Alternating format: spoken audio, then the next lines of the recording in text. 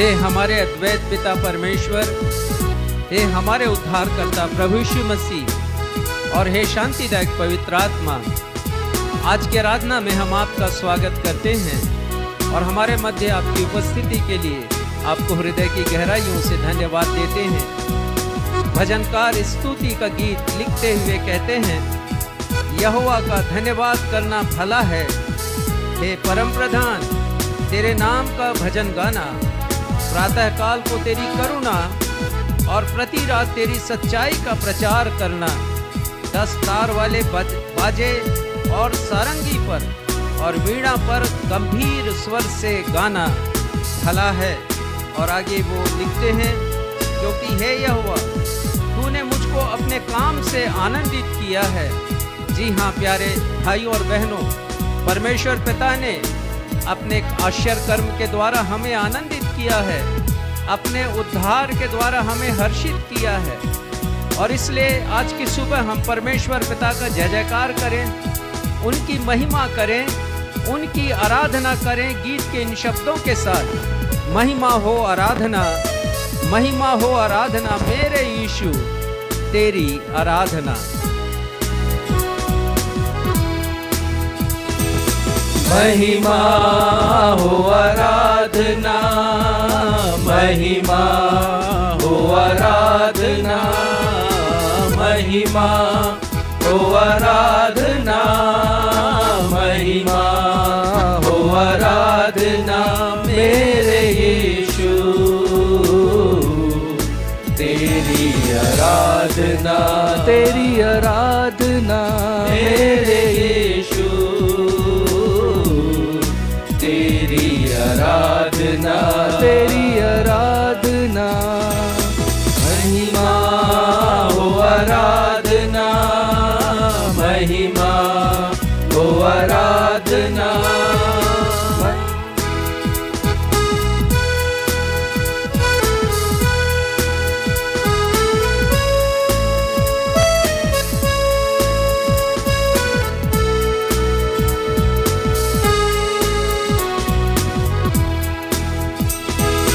कितना सुंदर कितना महान है, मधु से मीठा तेरा नाम। कितना सुंदर कितना महान है, मधु से मीठा तेरा नाम। ऊंचा उठाते तेरा नाम, तू ही है यीशु महान। ऊंचा उठाते तेरा नाम, तू ही है यीशु महान। महिमा हो आराधना, महिमा हो आराधना, महिमा हो आराधना, महिमा हो आराधना मेरे यीशु तेरी आराधना, तेरी आराधना मेरे यीशु तेरी आराधना, तेरी आराधना।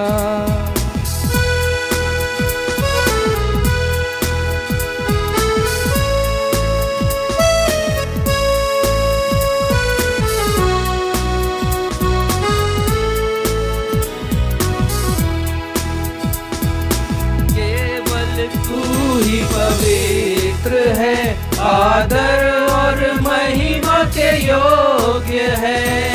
केवल तू ही पवित्र है, आदर और महिमा के योग्य है।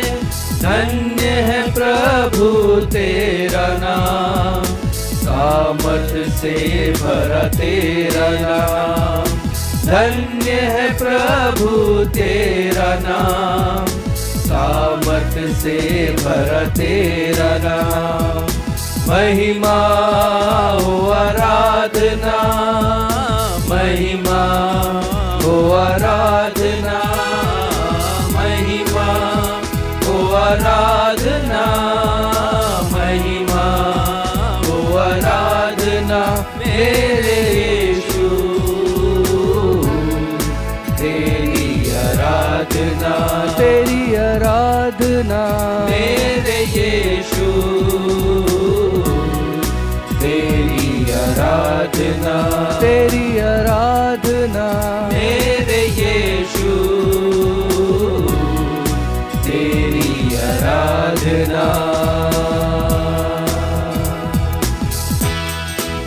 नवजीवन एवेंजेलिकल चर्च की 288 ऑन एवं ऑफलाइन रविवारीय आराधना में मैं आकांक्षा सक्षम मसीह आप सभी प्रभु भक्तों का अपने उद्धारकर्ता प्रभु यीशु मसीह के महान एवं सामर्थी नाम में स्वागत करती हूँ एवं आप सबों को जय यीशु, यीशु सहाय, शालोम, जय मसीह की और प्रेज द लॉर्ड कहती हूँ। Praise the Lord. प्रिय भाइयों और बहनों, आप सबको स्मरण दिलाना चाहती हूँ कि हम पिछले 3 रविवारों से हम शैतान के द्वारा लाई गई परीक्षा और परमेश्वर पिता के द्वारा हम सबको आत्मिक रीति से परखे जाने के विषयों पर गहराई से चिंतन और मनन कर रहे हैं। आज हमारे पास्टर साहब इन्हीं विषयों की श्रृंखला में समापन संदेश प्रदान करते हुए बतलाएंगे कि शैतान इस संसार के प्रत्येक मनुष्यों को प्रलोभन के द्वारा परीक्षा में डालता है और उन्हें पाप में गिराकर परमेश्वर की महिमा से रहित कर देता है। शैतान ने प्रभु यीशु की भी परीक्षा की। शैतान ने प्रभु यीशु के समक्ष शरीर की अभिलाषा, आँखों की अभिलाषा एवं जीवन के प्रति घमंड उत्पन्न करने का हर संभव प्रयत्न किया, लेकिन प्रभु यीशु ने मानवीय रूप से परीक्षाओं को बड़े साहस से सामना किया। प्रभु यीशु विजयी हुए और शैतान अंततः परास्त हुआ। आज हमारे पास्टर साहब आप सभी को अपने संदेश के द्वारा तुलनात्मक विवरण प्रदान करते हुए यह बतलाएंगे कि आदम और हवा शैतान द्वारा लाई गई परीक्षा में कैसे हार गए और प्रभु यीशु कैसे विजयी हुए। अतः आप आज के संदेश को अवश्य सुनिएगा। आइए इस समय हम सब मिलकर आज के संदेश से ताल्लुक़ रखते हुए गीत गाएं और गीत के शब्द है, प्यारो हिम्मत बांधो आगे बढ़ो, क्रूस का लो निशान, जीतेंगे हम, प्यारो हारेगा शैतान।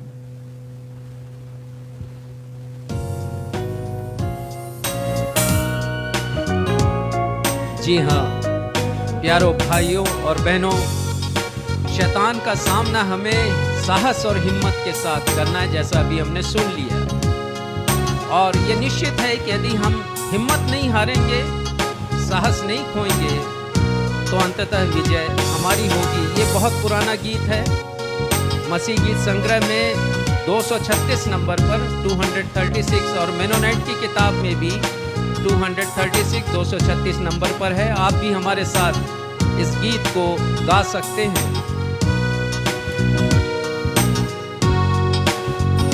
प्यारो हिम्मत बांधो आगे बढ़ो, क्रूस करो निशान, जीतेंगे हम, प्यारो हारेगा शैतान, जीतेंगे हम, प्यारो हारेगा शैतान।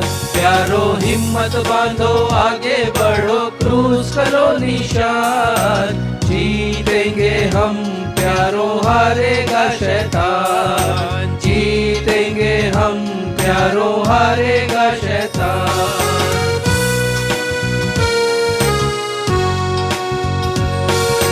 लड़ो लड़ो फुर्ती करो, यीशु है कप्तान, लड़ो लड़ो फुर्ती करो, यीशु है कप्तान। हिम्मत बांधो आशा रखो, हारेगा शैतान, प्यारो हिम्मत बांधो आगे बढ़ो, क्रूस करो निशान, जीतेंगे हम, प्यारो हारेगा शैतान, जीतेंगे हम, प्यारो हारेगा शैतान।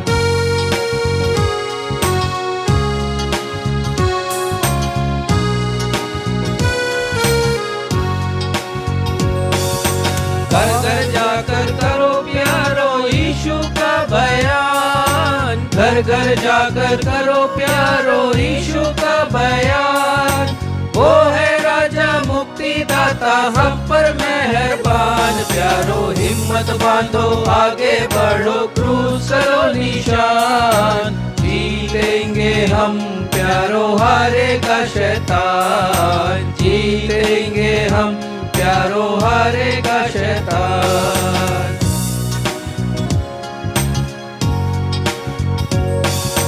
दास कहे बैरी शर्माते, सुन यीशु का ज्ञान। दास कहे बैरी शर्माते, सुन यीशु का ज्ञान।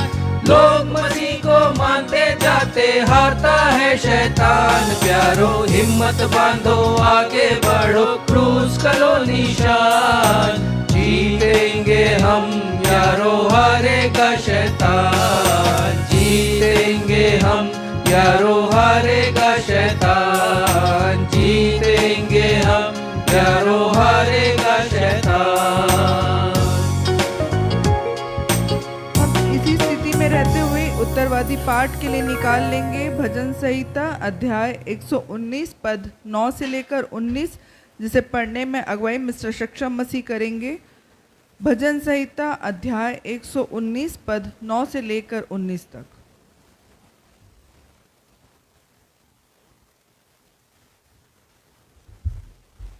आइए हम सब मिलकर धर्मशास्त्र से निकाल लें भजन संहिता अध्याय 119 पद संख्या 9 से 19। और जैसा कि हमारा दस्तूर रहा है, इस पैसेज को उत्तरवादी की रीति से पढ़ लेंगे और अंत में हम सब मिलकर के 19वें पद को साथ में पढ़ लेंगे।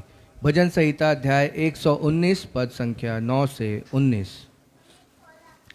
जवान अपनी चाल को किस उपाय से शुद्ध रखे, तेरे वचन के अनुसार सावधान रहने से।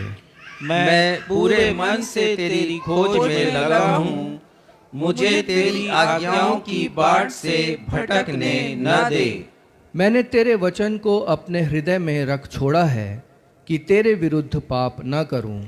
हे यहोवा, तू धन्य है, मुझे अपनी विधियां सिखा। तेरे सब कहे हुए नियमों का वर्णन मैंने अपने मुंह से किया है। मैं तेरी चितौनियों के मार्ग से मानो सब प्रकार के धन से हर्षित हुआ हूँ। मैं तेरे उपदेशों पर ध्यान करूंगा और तेरे मार्गों की ओर दृष्टि रखूंगा। मैं तेरी विधियों से सुख पाऊंगा और तेरे वचन को ना भूलूंगा। अपने दास का उपकार कर कि मैं जीवित रहूं और तेरे वचन पर चलता रहूं। मेरी आंखें खोल दे कि मैं तेरी व्यवस्था की अद्भुत बातें देख सकूं। सब साथ में पढ़ें। मैं तो पृथ्वी पर परदेशी हूँ, अपनी आज्ञाओं को मुझसे छिपाए न रख।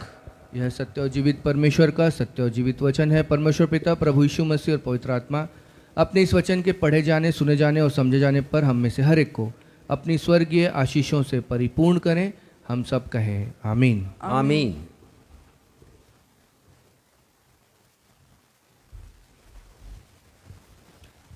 अब हमारे पास्टर साहब का अवसर होगा जब वे हमें कलीसियाई सूचनाओं से अवगत कराएंगे।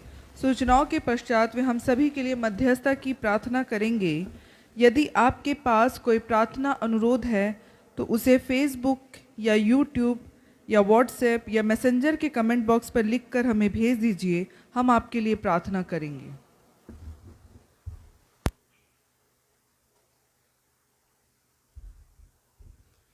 नवजीवन इवेंजलिकल चर्च की 288वीं अर्थात 288th ऑन एवं ऑनलाइन आराधना में मैं पास्टर राजेश मसीह आप सभी प्रभु भक्तों का जो इस समय आराधनालय में उपस्थित हैं या फिर फेसबुक पर इसी समय ऑनलाइन उपस्थित हैं अथवा आने वाले दिनों में यूट्यूब, मैसेंजर, व्हाट्सएप या फेसबुक के ग्रुप्स पर भेजे जाने वाले वीडियो को देखकर हमारी आज की रविवारी आराधना में शामिल होंगे। आप सभी का स्वागत करता हूं मैं और आप सभी को मैं प्रेज द लॉर्ड कहता हूं। सूचना इस प्रकार से हैं। आने वाले रविवार को प्रभु के मेज की सहभागिता सभी प्रभु भक्तों को और विश्वासियों को जो विश्वासी हैं उन्हें ऑफलाइन और ऑनलाइन प्रदान की जाएगी। कृपया विशेषकर वे लोग जो ऑनलाइन हमारे साथ इस मेज की सहभागिता को प्राप्त करना चाहते हैं, आप सभी से निवेदन है कि आप पहले से पूर्व तैयारी कर लें, पहले से दाखरस तैयार कर लें और रोटी भी पहले से तैयार कर लें और हमारे साथ बड़ी गंभीरता के साथ और दीनता के साथ प्रभु के मेज की सहभागिता को आप प्राप्त करें। हम अपनी कलीसिया की एक अहम ज़रूरत को आपके सन्मुख रख रहे हैं और वो ज़रूरत है कि हमारा जो वर्तमान में ऑर्गन है या कीबोर्ड है, जिससे हम अपनी आराधना को बड़ी खूबसूरती के साथ संगीत में प्रस्तुत करते हैं, वो 16 वर्षों से अधिक समय से हमारे साथ है और वो ख़राब हो चला है।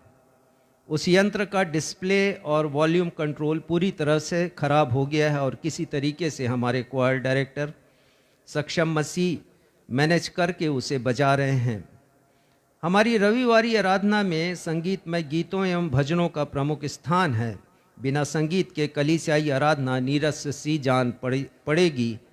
इसलिए हम आप सभी से अनुरोध करते हैं कि हमारी इस महती ज़रूरत को पूरा करने के लिए यदि आप अपनी भेंट अर्पित करेंगे तो हम एक नया वाद्य यंत्र परमेश्वर के नाम की महिमा के लिए खरीद सकते हैं। नया वाद्य यंत्र लगभग 1 लाख रुपए के आसपास उपलब्ध होगा, जैसा हमने सर्च किया है YouTube पर। तो हमारे पास अभी कुछ भेंटकर्ताओं ने अपनी भेंटों को जमा किया है। लगभग 1/3 राशि हमारे पास हो चुकी है। 2/3 राशि की आवश्यकता हमें और है।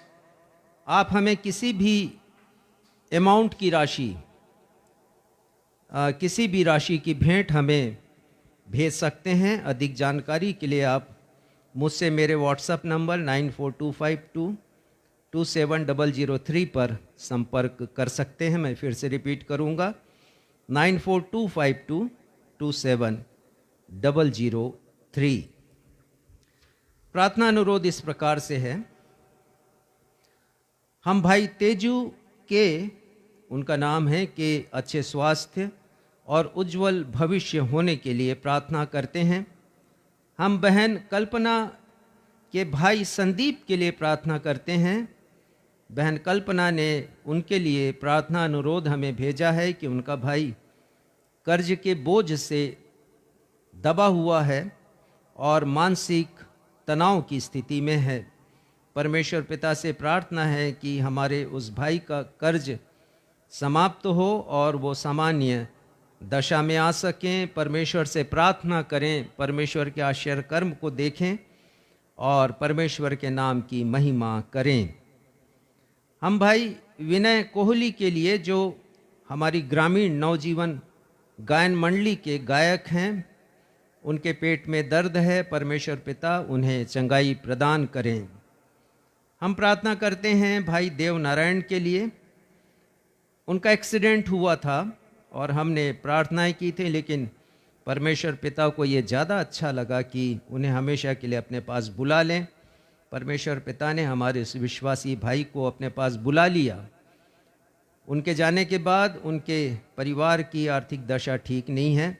परमेश्वर पिता से प्रार्थना है कि किसी तरीके से परमेश्वर पिता का आश्चर्य कर्म उनके परिवार में भी हो और परिवार के लोग और भी आश्रित होना सीखें। परिवार के लोगों को जो दुख पहुंचा है, परमेश्वर पिता अपनी उस शांति से जो मानवीय समझ के परे है उन्हें प्रदान करें।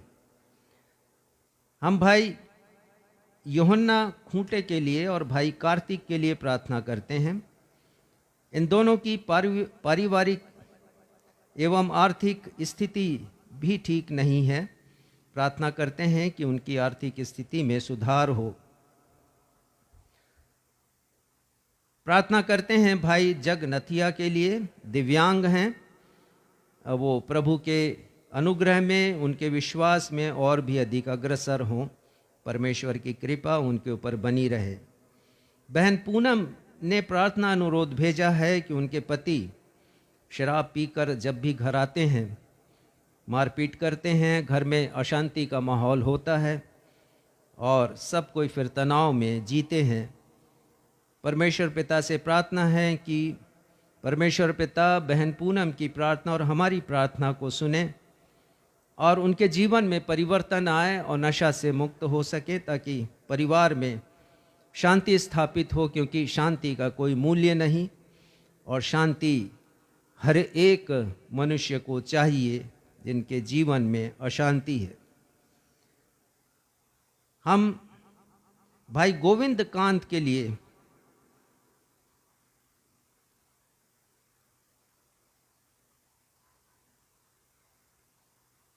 नहीं, क्षमा कीजिएगा, मेरे से गलती हो गई बताने में। भाई देवनारायण का एक्सीडेंट हुआ और वो अभी हमारे स्वास्थ्य केंद्र जो कोसीर में है, नवजीवन निःशुल्क स्वास्थ्य केंद्र, वहाँ पर उनका इलाज चल रहा है। क्षमा कीजिएगा कि मैंने नाम पढ़ने में गलती की है।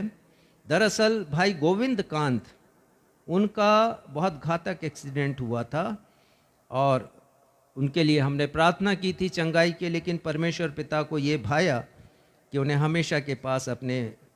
हमेशा के लिए अपने पास बुला लें और परमेश्वर पिता ने यही उचित समझा, उन्हें अपने पास बुला लिया। हम शोक संतप्त परिवार के लिए प्रार्थना करते हैं और फिर से मैं क्षमा चाहूँगा भाई देवनारायण के लिए, वो जीवित हैं और सूचना पढ़ने में मुझसे गलती हुई है।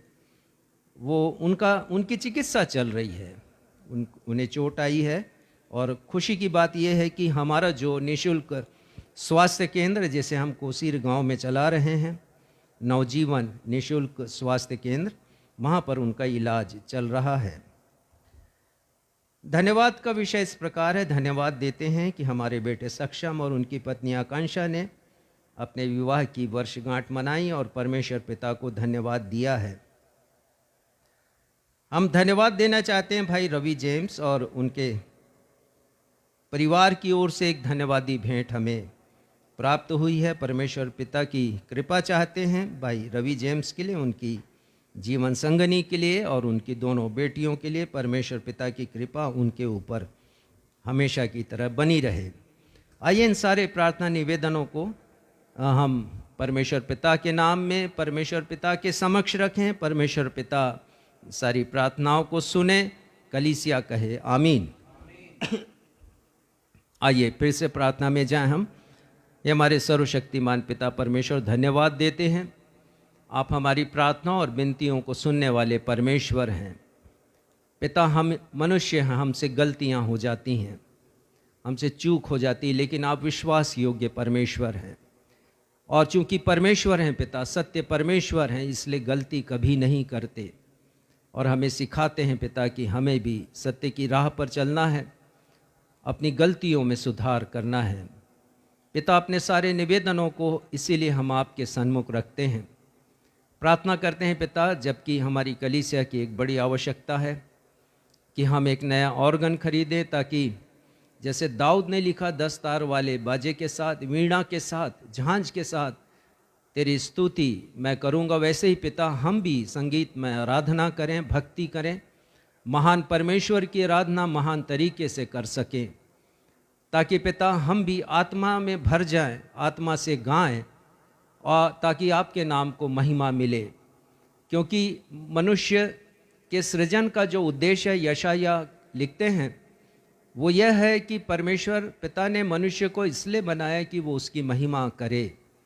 पिता, इस पृथ्वी पर हमने जब आपको जाना है, पहचाना है, आपके अनुभव में दिन प्रतिदिन बढ़ते हैं पिता, तो होने दीजिए कि हम गीतों के द्वारा भी आपकी महिमा करें, न सिर्फ अपने जीवन के द्वारा परंतु गीतों को गा करके भी आपकी महिमा हम कर सकें।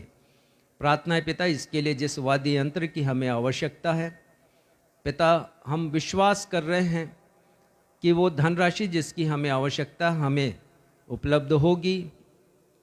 क्रिसमस से पहले ही हम उस वाद्य यंत्र को खरीद सकेंगे। पिता, इस मद में अभी जितने भी हमारे भाइयों ने अपना सहयोग प्रदान किया है, हम उनके लिए धन्यवाद देते हैं, उनके लिए आशीष की प्रार्थना हम करते हैं। पिता, अपने शेष जितने भी हमारे निवेदन हैं उन्हें बड़े विश्वास के साथ आपके सिंहासन के समक्ष रखते हैं। आपकी कृपा चाहते हैं, विशेषकर हमारे भाई देवनारायण के लिए जिनका एक्सीडेंट हुआ है और जिनकी चिकित्सा हमारे नवजीवन निःशुल्क जन स्वास्थ्य केंद्र में की जा रही है। पिता, प्रार्थना है कि उन्हें चंगाई मिले और उसके द्वारा आपके नाम को महिमा मिले। भाई गोविंद कांत जिनका गंभीर दुर्घटना में घायल हुए थे, पिता, आपको ये अच्छा प्रतीत हुआ कि उन्हें हमेशा के लिए अपने पास बुला लें और आपने बुला लिया। पिता, स्वर्गीय राज्य में उन्हें स्थान दिया। हम आपकी महिमा करते हैं, उनके परिवार के लिए प्रार्थना करते हैं कि अपनी असीमित शांति से परिवार के प्रत्येक जन को आप परिपूर्ण करें। पिता, और अपने जो शेष हमारे प्रार्थना अनुरोध हैं, जिनमें से एक बहन कल्पना के भाई संदीप के लिए प्रार्थना करते हैं जो कर्ज के बोझ से दबे हुए हैं। प्रार्थना है पिता कि आश्चर्य कर्म करें, उनके परिवार में उनके लिए व्यवस्था हो सके, कर्ज उतारा जा सके पिता, और उसके द्वारा आपके बेटे प्रभु यीशु को महिमा मिले। आराधना के शेष भाग को हम आपके सामर्थी हाथों में सौंपते हैं। अपने प्रत्येक दर्शक भाई और बहनों को जो आज उपस्थित हैं फेसबुक पर और या फिर आने वाले दिनों में हमारे वीडियो को देखकर हमारी आज की आराधना में शामिल होंगे, पिता, हम सभी के लिए प्रार्थना करते हैं। यदि किसी ने अपनी ज़रूरत के विषय में हमें नहीं लिखा, प्रार्थना अनुरोध नहीं भेजा, तो भी पिता, मन के जानने वाले परमेश्वर हैं। पिता, उनके हृदय की पुकार को सुनिए, आवाज़ को सुनिए और उनकी जैसी आवश्यकता है उसे पूरा कीजिएगा।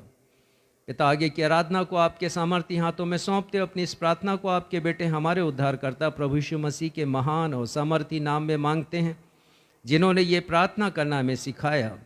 हे हमारे पिता, आप जो स्वर्ग में हैं, आपका नाम पवित्र माना जाए, आपका राज्य आए, आपका वैसे इस पृथ्वी पर भी पूरी हो। हमारे दिन भर की रोटी आज हमें दीजिए, और जिस प्रकार हमने अपने अपराधियों को क्षमा किया है, उसी प्रकार आप हमारे अपराधों को क्षमा कीजिए। हमें परीक्षा में नहीं लाइए, बल्कि बुराई से बचाइए, क्योंकि राज्य, पराक्रम और महिमा सदा आपके हैं। आमीन।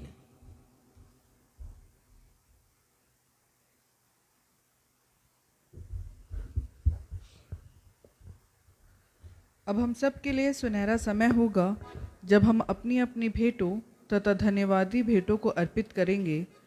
यदि हमारे ऑन एवं ऑफलाइन दर्शक भी परमेश्वर पिता के द्वारा दी गई बेशुमार आशीषों को स्मरण करते हुए अपनी अपनी भेंटों तथा धन्यवादी भेंटों को परमेश्वर पिता के नाम की महिमा के लिए एवं हमारी कलीसिया के द्वारा कुष्ठ पीड़ितों एवं भिक्षावृत्ति करने वाले असहाय एवं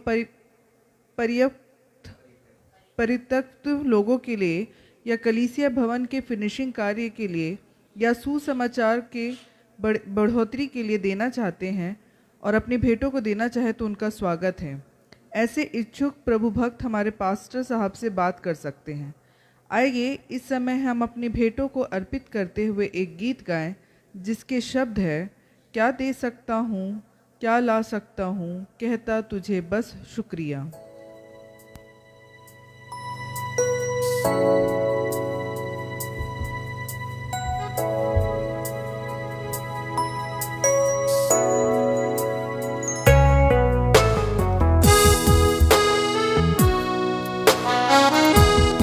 राजा दाऊद लिखते हैं भजन संहिता 24:1 में कि पृथ्वी और जो कुछ उसमें है वो यहोवा ही का है, जगत और उसमें निवास करने वाले भी।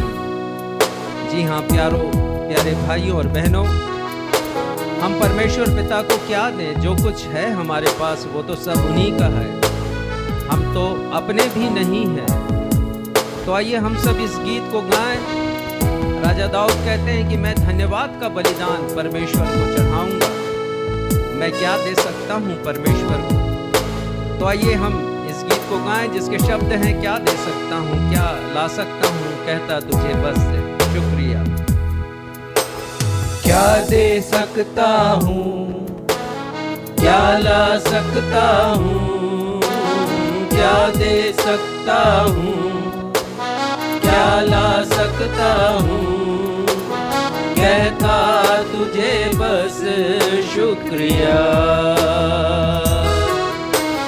क्या दे सकता हूँ, क्या ला सकता हूँ, क्या दे सकता हूँ, क्या ला सकता हूँ, कहता तुझे बस शुक्रिया। तुझसे मेरी सुबह, तुझ में ही हर शाम, तुझसे ही करता शुरू हर कोई काम। शुक्रिया करता हूँ मैं लेके तेरा नाम, आदर और धन्यवाद आज तेरे नाम। शुक्रिया, शुक्रिया, शुक्रिया तेरा, शुक्रिया, शुक्रिया, शुक्रिया, शुक्रिया तेरा, शुक्रिया। भेंटों के लिए धन्यवाद की प्रार्थना भाई क्षितिज मसीह करेंगे।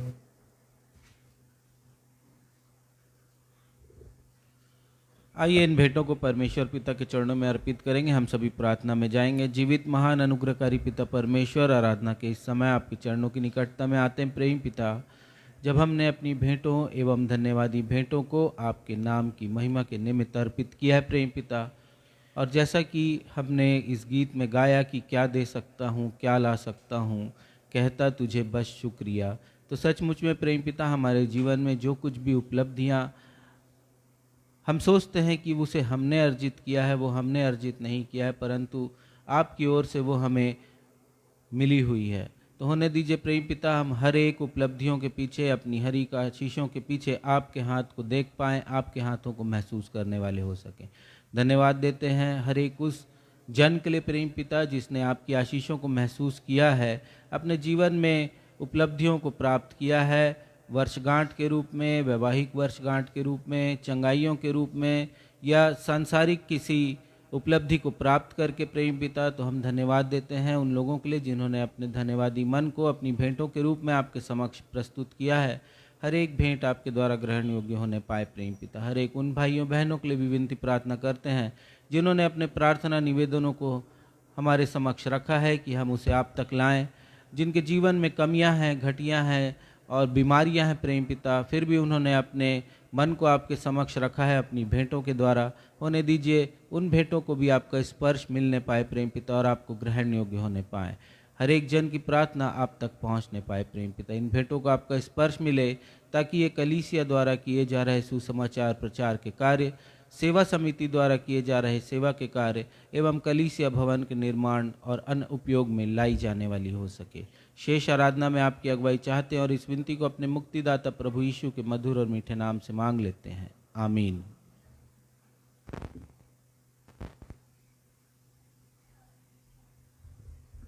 पवित्र शास्त्र बाइबल से पाठों का पठन। पहला पाठ पुराने नियम से उत्पत्ति अध्याय 3 पद 1 से लेकर 7 तक, जिसे पढ़ने में अगुवाई मिसेस बीना मसीह करेंगी। दूसरा पाठ नए नियम से पहला यूहन्ना अध्याय 2 पद 15 से लेकर 17, जिसे पढ़ने में अगुवाई मिसेस पुष्पांजलि थॉमसन करेंगी। पहला पाठ पुराने नियम से उत्पत्ति अध्याय 3 पद 1 से लेकर 7।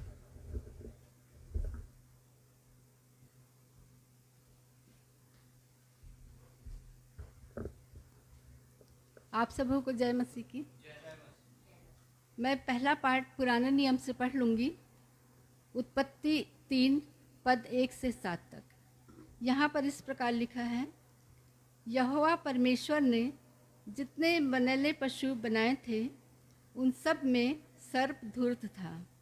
उसने स्त्री से कहा, क्या सच है कि परमेश्वर ने कहा तुम इस वाटिका के किसी वृक्ष का फल न खाना?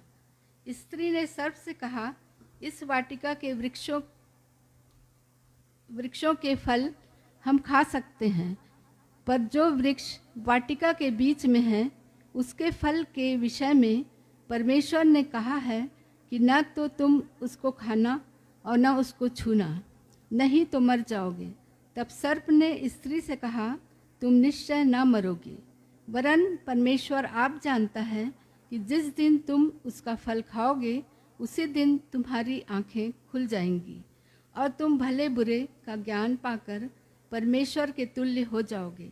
अतः जब स्त्री ने देखा कि उस वृक्ष का फल खाने के लिए अच्छा और देखने में मन भाऊ और बुद्धि देने के लिए चाहने योग्य भी है, तब उसने उसमें से तोड़कर खाया और अपने पति को भी दिया और उसने भी खाया।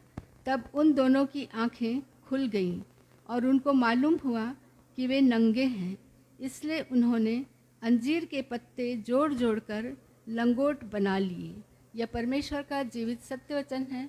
परमेश्वर इसके पढ़े एवं सुने जाने पर हम सबों को आशीष प्रदान करें। हम सब कहें आमीन।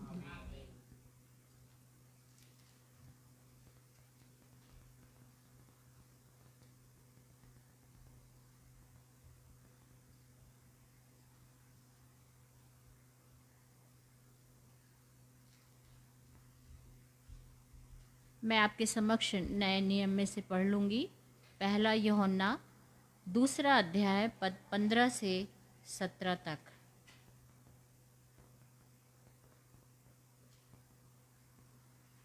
तुम ना तो संसार से और न संसार में की वस्तुओं से प्रेम रखो।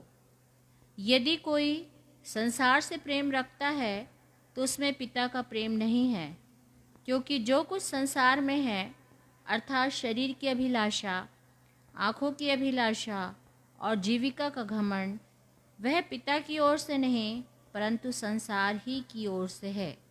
संसार और उसके अभिलाषा दोनों मिलते जाते हैं, पर जो परमेश्वर की इच्छा पर चलता है वह सर्वदा बना रहेगा। मिटते जाते हैं, पर जो परमेश्वर की इच्छा पर चलता है वह सर्वदा बना रहेगा।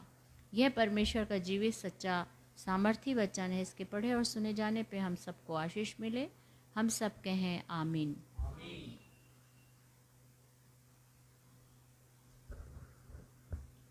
सुसमाचार पाठ के लिए हम निकाल लेंगे लूका रचित सुसमाचार अध्याय 4 पद 1 से लेकर 13 तक, जिसे पढ़ने में अगुवाई रेवरेंड राजेश मसीह करेंगे। लूका रचित सुसमाचार अध्याय 4 पद 1 से लेकर 13।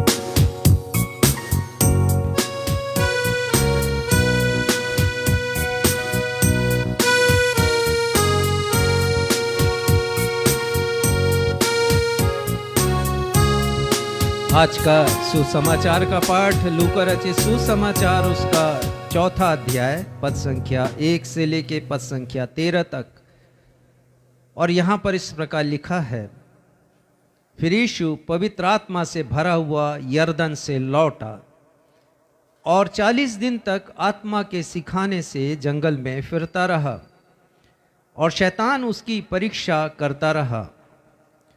उन दिनों में उसने कुछ ना खाया और जब वे दिन पूरे हो गए तो यीशु को भूख लगी। तब शैतान ने उससे कहा, यदि तू परमेश्वर का पुत्र है तो इस पत्थर से कह कि रोटी बन जाए। यीशु ने उसे उत्तर दिया, लिखा है, मनुष्य केवल रोटी से जीवित ना रहेगा। तब शैतान उसे ले गया और उसको पल भर में जगत के सारे राज्य दिखाए और यीशु से कहा, मैं यह सब अधिकार और इनका वैभव तुझे दूंगा, क्योंकि वह मुझे सौंपा गया है और जिसे चाहता हूं उसी को दे देता हूं। इसलिए यदि तू मुझे प्रणाम करे तो यह सब तेरा हो जाएगा। यीशु ने उसे उत्तर दिया, लिखा है, तू प्रभु अपने परमेश्वर को प्रणाम कर और केवल उसी की उपासना कर।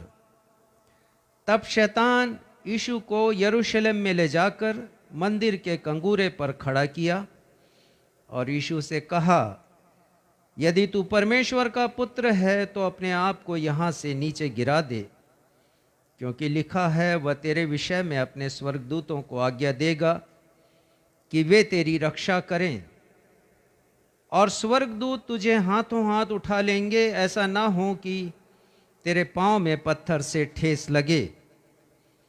यीशु ने शैतान को उत्तर दिया, यह भी कहा गया है, तू प्रभु अपने परमेश्वर की परीक्षा नहीं करना। जब शैतान सब परीक्षा कर चुका, तब कुछ समय के लिए यीशु के पास से चला गया। ये प्रभु यीशु ख्रिस्ट का सुसमाचार है। हे प्रभु यीशु ख्रिस्ट, आपके नाम की महिमा हो। हम सब कहें आमीन। आमीन।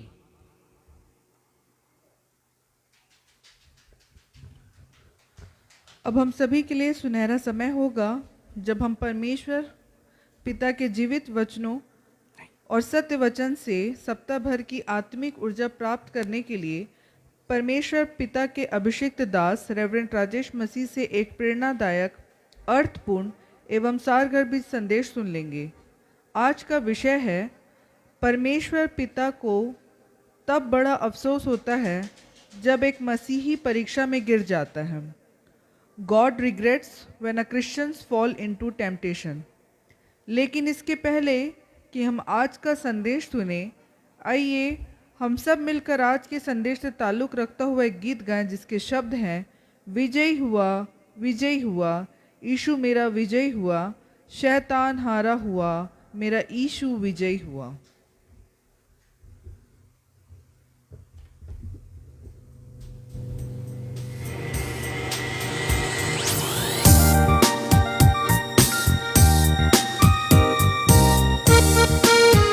जी हाँ प्यारे भाइयों और बहनों, प्रभु यीशु मसीह ने बड़ी हिम्मत के साथ, साहस के साथ शैतान का सामना किया।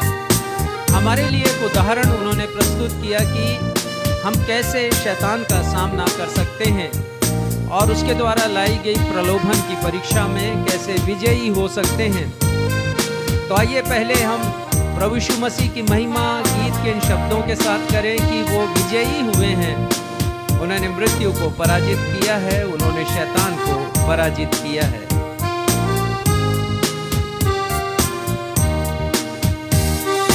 विजयी हुआ, विजयी हुआ, यीशु मेरा विजयी हुआ, विजयी हुआ, विजयी हुआ, यीशु मेरा विजयी हुआ, शैतान हारा हुआ, मेरा यीशु विजयी हुआ, शैतान हारा हुआ, मेरा यीशु विजयी हुआ, विजयी हुआ, विजयी हुआ, यीशु मेरा विजयी हुआ।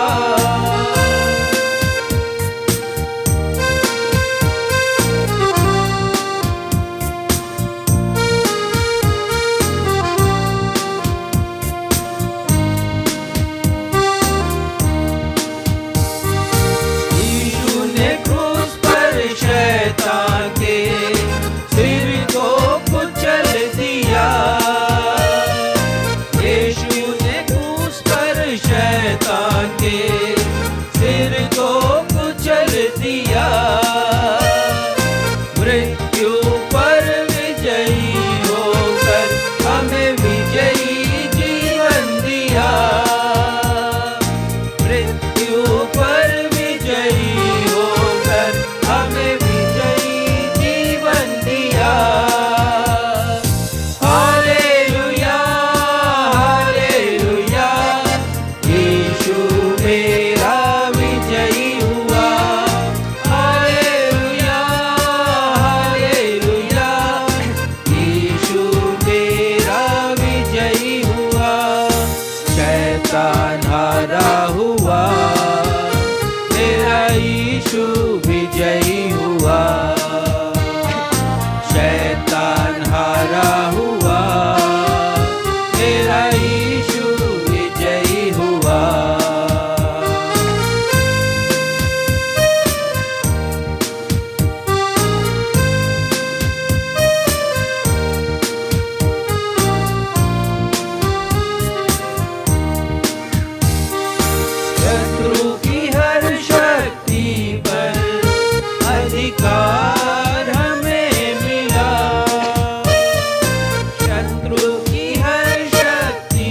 पर अधिकार हमें मिला।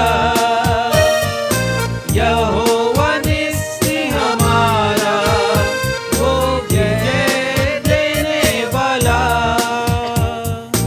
यहोवा निस्सी हमारा, वो जय देने वाला। हालेलुया हालेलुया, यीशु मेरा विजयी हुआ। हालेलुया हालेलुया, यीशु मेरा विजयी हुआ। शैतान हारा हुआ, मेरा यीशु विजयी हुआ। शैतान हारा हुआ, मेरा यीशु विजयी हुआ। मेरा यीशु विजयी हुआ, मेरा यीशु विजयी हुआ।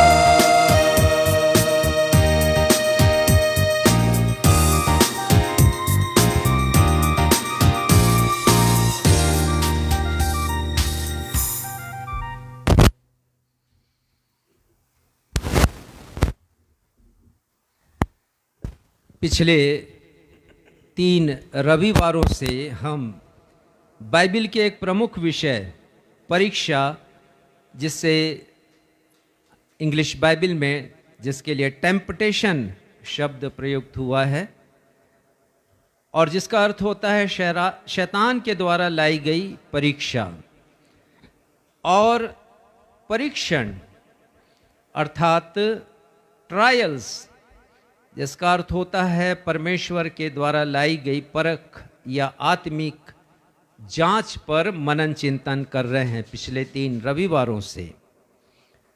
अभी तक हम परीक्षा विषय के अंतर्गत 3 विषयों पर अध्ययन कर चुके हैं और आपके सन्मुख में विवरण देना चाहूँगा। 27 अक्टूबर की रविवारी आराधना में हमारे मनन का विषय था परीक्षा में पढ़ना पाप नहीं, परंतु परीक्षा में गिर जाना पाप है। और एक बहुत महत्वपूर्ण विषय और बहुत अच्छा अध्ययन है। इसके बाद 3 नवंबर को रविवारी आराधना में हमारे मनन चिंतन का विषय था परीक्षाओं में स्थिर रहकर विजयी होना एक धन्य मसीही की पहचान है। परीक्षाओं में रहकर हम कैसे स्थिर खड़े रह सकते हैं बिना गिरे हुए, एक धन्य मसीही की पहचान है, उसकी निशानी है। और उसके पश्चात पिछले रविवार अर्थात 10 नवंबर को हमारी रविवारी आराधना में अध्ययन का विषय था परमेश्वर पिता को तब बड़ा अफसोस होता है जब एक मसीही परीक्षा में गिर जाता है, जब वो स्थिर नहीं खड़ा रह पाता और शैतान के प्रलोभनों में फंस जाता है, परीक्षा में गिर जाता है, पाप में जीवन को व्यतीत करता है, तब परमेश्वर पिता को बहुत दुख होता है, अफसोस होता है। ये पिछले रविवार का विषय था। यदि आप शैतान के द्वारा प्रलोभन देकर लाई गई परीक्षा अर्थात टेम्पटेशन एवं परमेश्वर पिता के द्वारा आत्मिक रीति से परखे जाने या जांचे जाने, जिसे अंग्रेजी में ट्रायल्स कहते हैं, हिब्रू के लेखक लिखते हैं, इब्रानी की किताब के लेखक 12वें अध्याय में कि तुम परमेश्वर यदि दुख देते हैं तो ताड़ना समझकर सह लो। आने वाले रविवार को हम अय्यूब के जीवन पर विचार करेंगे और परीक्षा के अंतर्गत ये अंतिम संदेश होगा। आने वाले रविवार के संदेश को भी आप अवश्य सुनिएगा और आज के संदेश को तो आप सुन रहे हैं। आपसे अनुरोध है कि जब आप संदेशों को सुनते हैं, हमारी कलीसिया के द्वारा प्रचार किए गए संदेशों को, तो अपने तक सीमित न रखें, उसे शेयर भी करें अपने परिवार के लोगों के साथ, अपने मित्रगणों के साथ और अपने ग्रुप्स में भी इन वीडियोस को शेयर करें यदि आप आशीषित होते हैं तो परमेश्वर के वचन के द्वारा, ताकि बहुत से लोग लाभान्वित हो सकें। हमारे अनेक दर्शक वीडियोस को शेयर कर रहे हैं। उपरोक्त तीनों संदेशों के वीडियो फेसबुक पर और यूट्यूब पर उपलब्ध हैं, आप देख सकते हैं यदि आपने अभी तक नहीं देखा, और आत्मिक जीवन में आप एक नई सोच प्राप्त कर सकते हैं, एक नई ऊंचाइयों को आप स्पर्श कर सकते हैं। यदि आपको ये संदेश किसी भी रीति से नहीं मिल पा रहे हैं और मेरी आवाज़ यदि आपके पास पहुंच रही है तो आप मुझे कांटेक्ट कर सकते हैं। मेरे मोबाइल नंबर 9425227003 के ऊपर, और हम आपको आपके व्हाट्सएप नंबर पर वीडियो भेज देंगे। उपरोक्त तीनों संदेशों की श्रृंखला में हमारे आज के संदेश का विषय है आदम परीक्षा में क्यों हारा, प्रभु यीशु मसीह परीक्षा में क्यों कर विजयी हुए। यहां पर क्यों कर का अर्थ है किस तरह से प्रभु यीशु मसीह ने विजय को प्राप्त किया, कैसे विजय को प्राप्त किया। प्रभु यीशु मसीह ने जिस तरह से विजय को प्राप्त किया और शैतान को परास्त किया है, हमारे लिए एक उदाहरण प्रस्तुत किया है कि हम भी प्रभु यीशु मसीह के द्वारा बताए गए दिशा निर्देश पर, उनके द्वारा स्थापित किए गए पद चिन्हों पर चलकर शैतान के ऊपर विजय हासिल कर सकते हैं।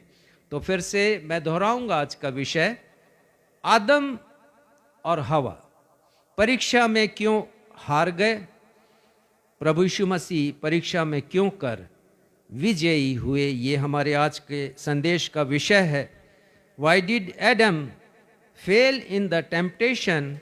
How did Jesus win? एक मसीही हर समय, आजकल हर समय के लिए एक नया शब्द आया है, वो डिजिटल फॉर्म में है और वो है 7x24। इसका मतलब हर समय, 7 दिन 24 घंटा, हर समय। मैं बता रहा हूं कि एक मसीही एक युद्ध में शामिल रहता है। हम एक वैचारिक युद्ध में शामिल हैं शैतान के साथ, आत्मिक युद्ध में हम शामिल हैं। और युद्ध में रहना और युद्ध में रहकर विजयी होना एक सच्चे मसीही की पहचान है। फिर वो युद्ध चाहे शैतान द्वारा लाई गए प्रलोभन के द्वारा हो या फिर परमेश्वर के द्वारा परख के रूप में हो, आत्मिक जांच के रूप में हो। हम पढ़ेंगे इफिसियों 6 और उसके 11वें पद को पढ़िएगा। ये शैतान हमारी परीक्षा करता है और इसके लिए हमें तैयार रहना है। हम हर समय युद्ध में हैं, इस बात को मैं आपके सामने रख रहा हूं। पढ़िएगा इफिसियों 6वां अध्याय उसका 11वां पद पढ़िए। परमेश्वर के सारे हथियार बांध वो लो। कहते हैं संत पौलुस की परमेश्वर के सारे हथियार, इसके ऊपर हम आने वाले रविवार को चर्चा करेंगे और मैं फिर से अनुरोध कर रहा हूं कि आने वाले रविवार के संदेश को आप मिस नहीं कीजिएगा। सारे हथियार को बांध लो। उसके आगे क्या लिखते हैं कि तुम शैतान की युक्तियों के सामने शैतान खड़े की रह युक्तियों सको। के सामने हम खड़े रह सके, हम गिरे नहीं। उसके आगे 12वां पद पढ़िए।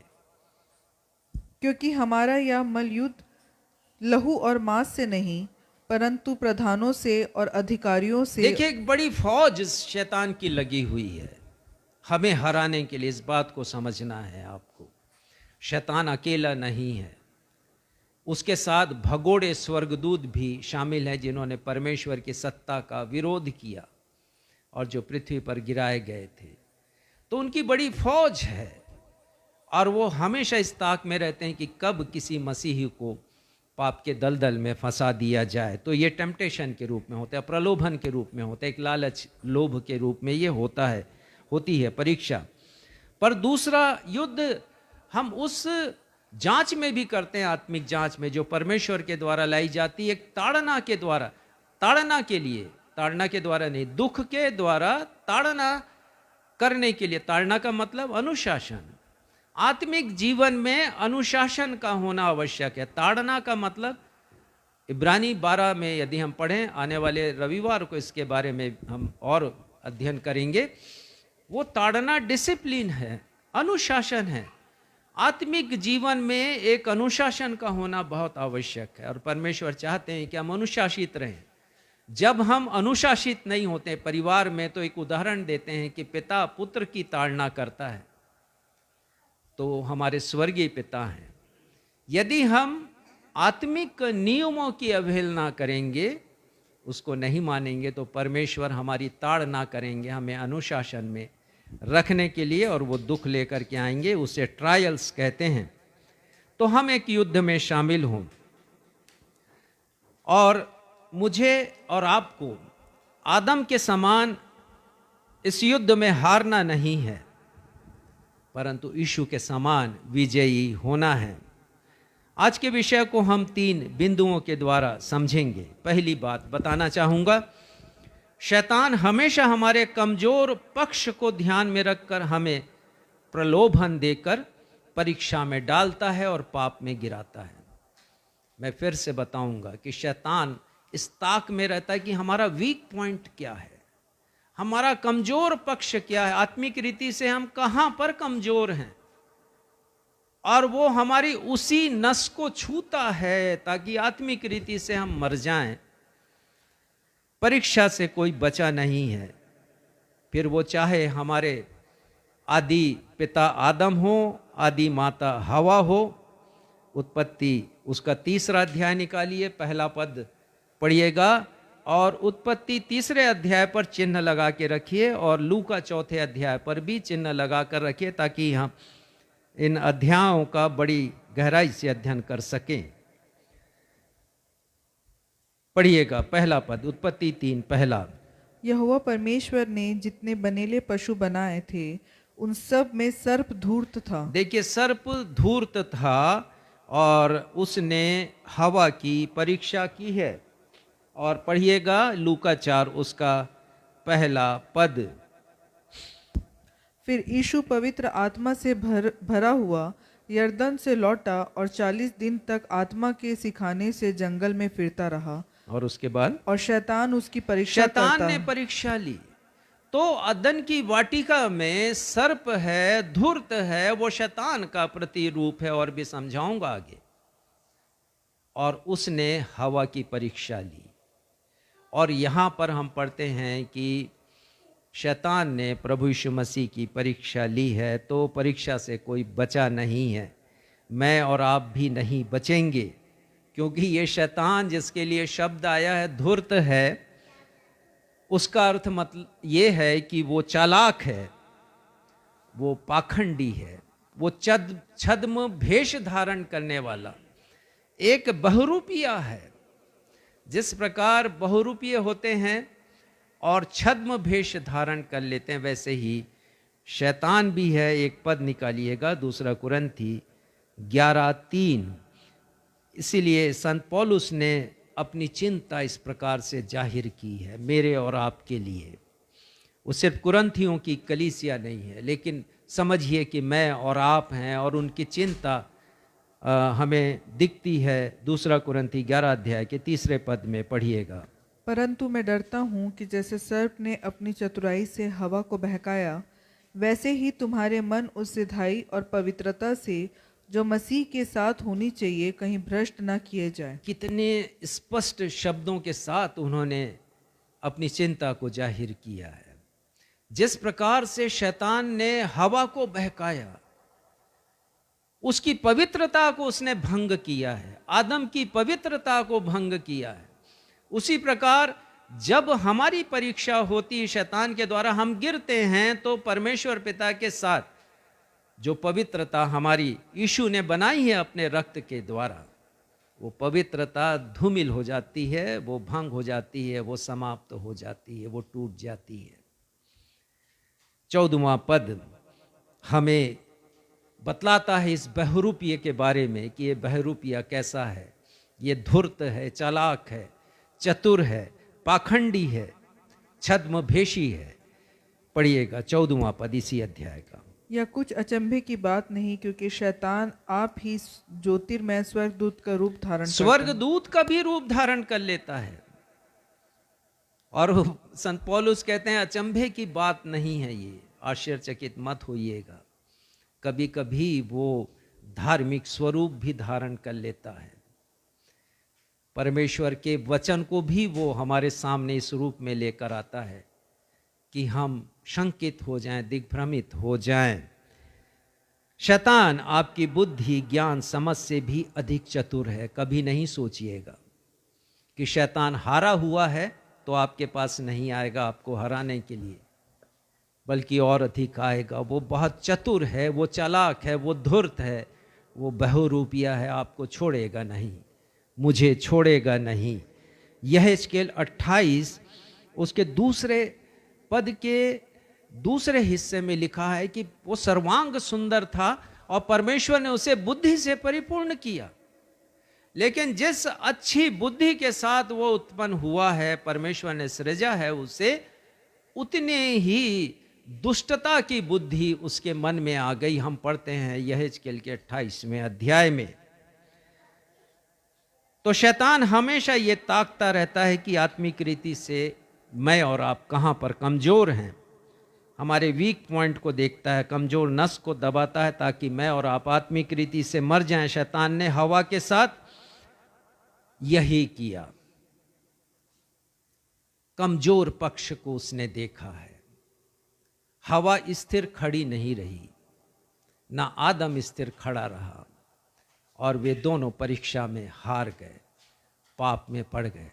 लेकिन कितना अद्भुत है ये जानना कि प्रभु यीशु मसीह स्थिर खड़े रहे, साहस के साथ, हिम्मत के साथ उन्होंने शैतान का सामना किया, मुकाबला किया है उस युद्ध में जो शैतान उनके सन्मुख लेकर के आया।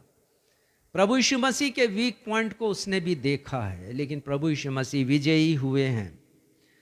हवा और आदम क्यों हारे, क्यों पराजित हुए, क्यों परास्त हुए, और प्रभु यीशु मसीह क्यों विजयी हुए, एक तुलनात्मक अध्ययन आपके सामने मैं रखूंगा पहले बिंदु के अंतर्गत कि शैतान हमारे कमजोर पक्ष को देखता, हम कहां पर कमजोर हैं, कहां कहां पर हवा कमजोर थी, ये हम देखेंगे, और वो क्यों हारी है।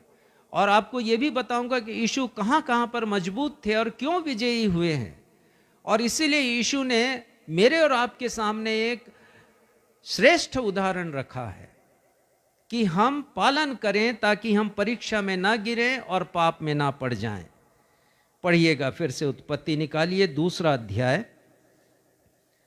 और 24वां पद, उसका दूसरा हिस्सा पढ़िएगा। पहला बिंदु हम देखते हैं कि हवा अकेली थी जब वो उस वृक्ष के पास पहुंची है जहां पर वो धूर्त खड़ा हुआ है, और वो हवा से बातचीत करता है। उस समय हवा अकेली है, आदम उसके साथ नहीं है। लेकिन जब आप पढ़ेंगे 2 अध्याय के 24वें पद के दूसरे हिस्से को, तब आप पाएंगे कि परमेश्वर की योजना क्या है। पढ़िएगा।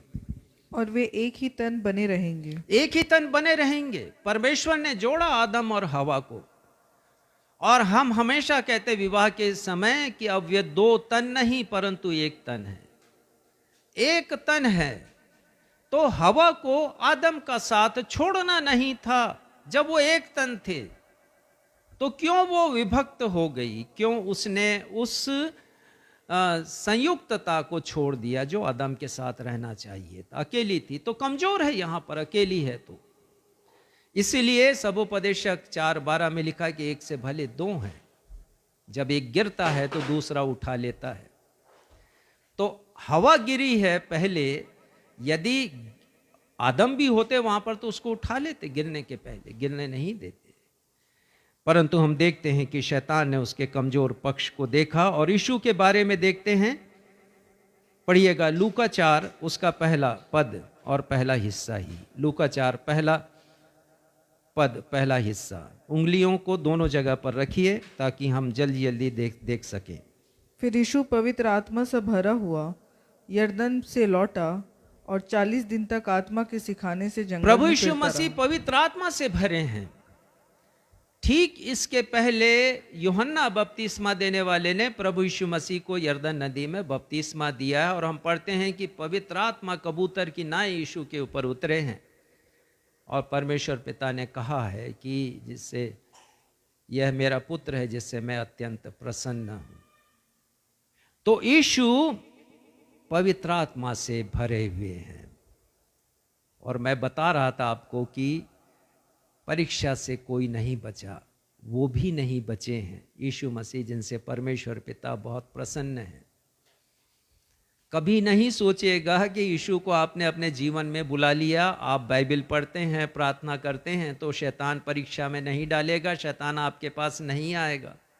मत सोचिएगा, पहले भी मैंने बताया, आज भी बता रहा हूं।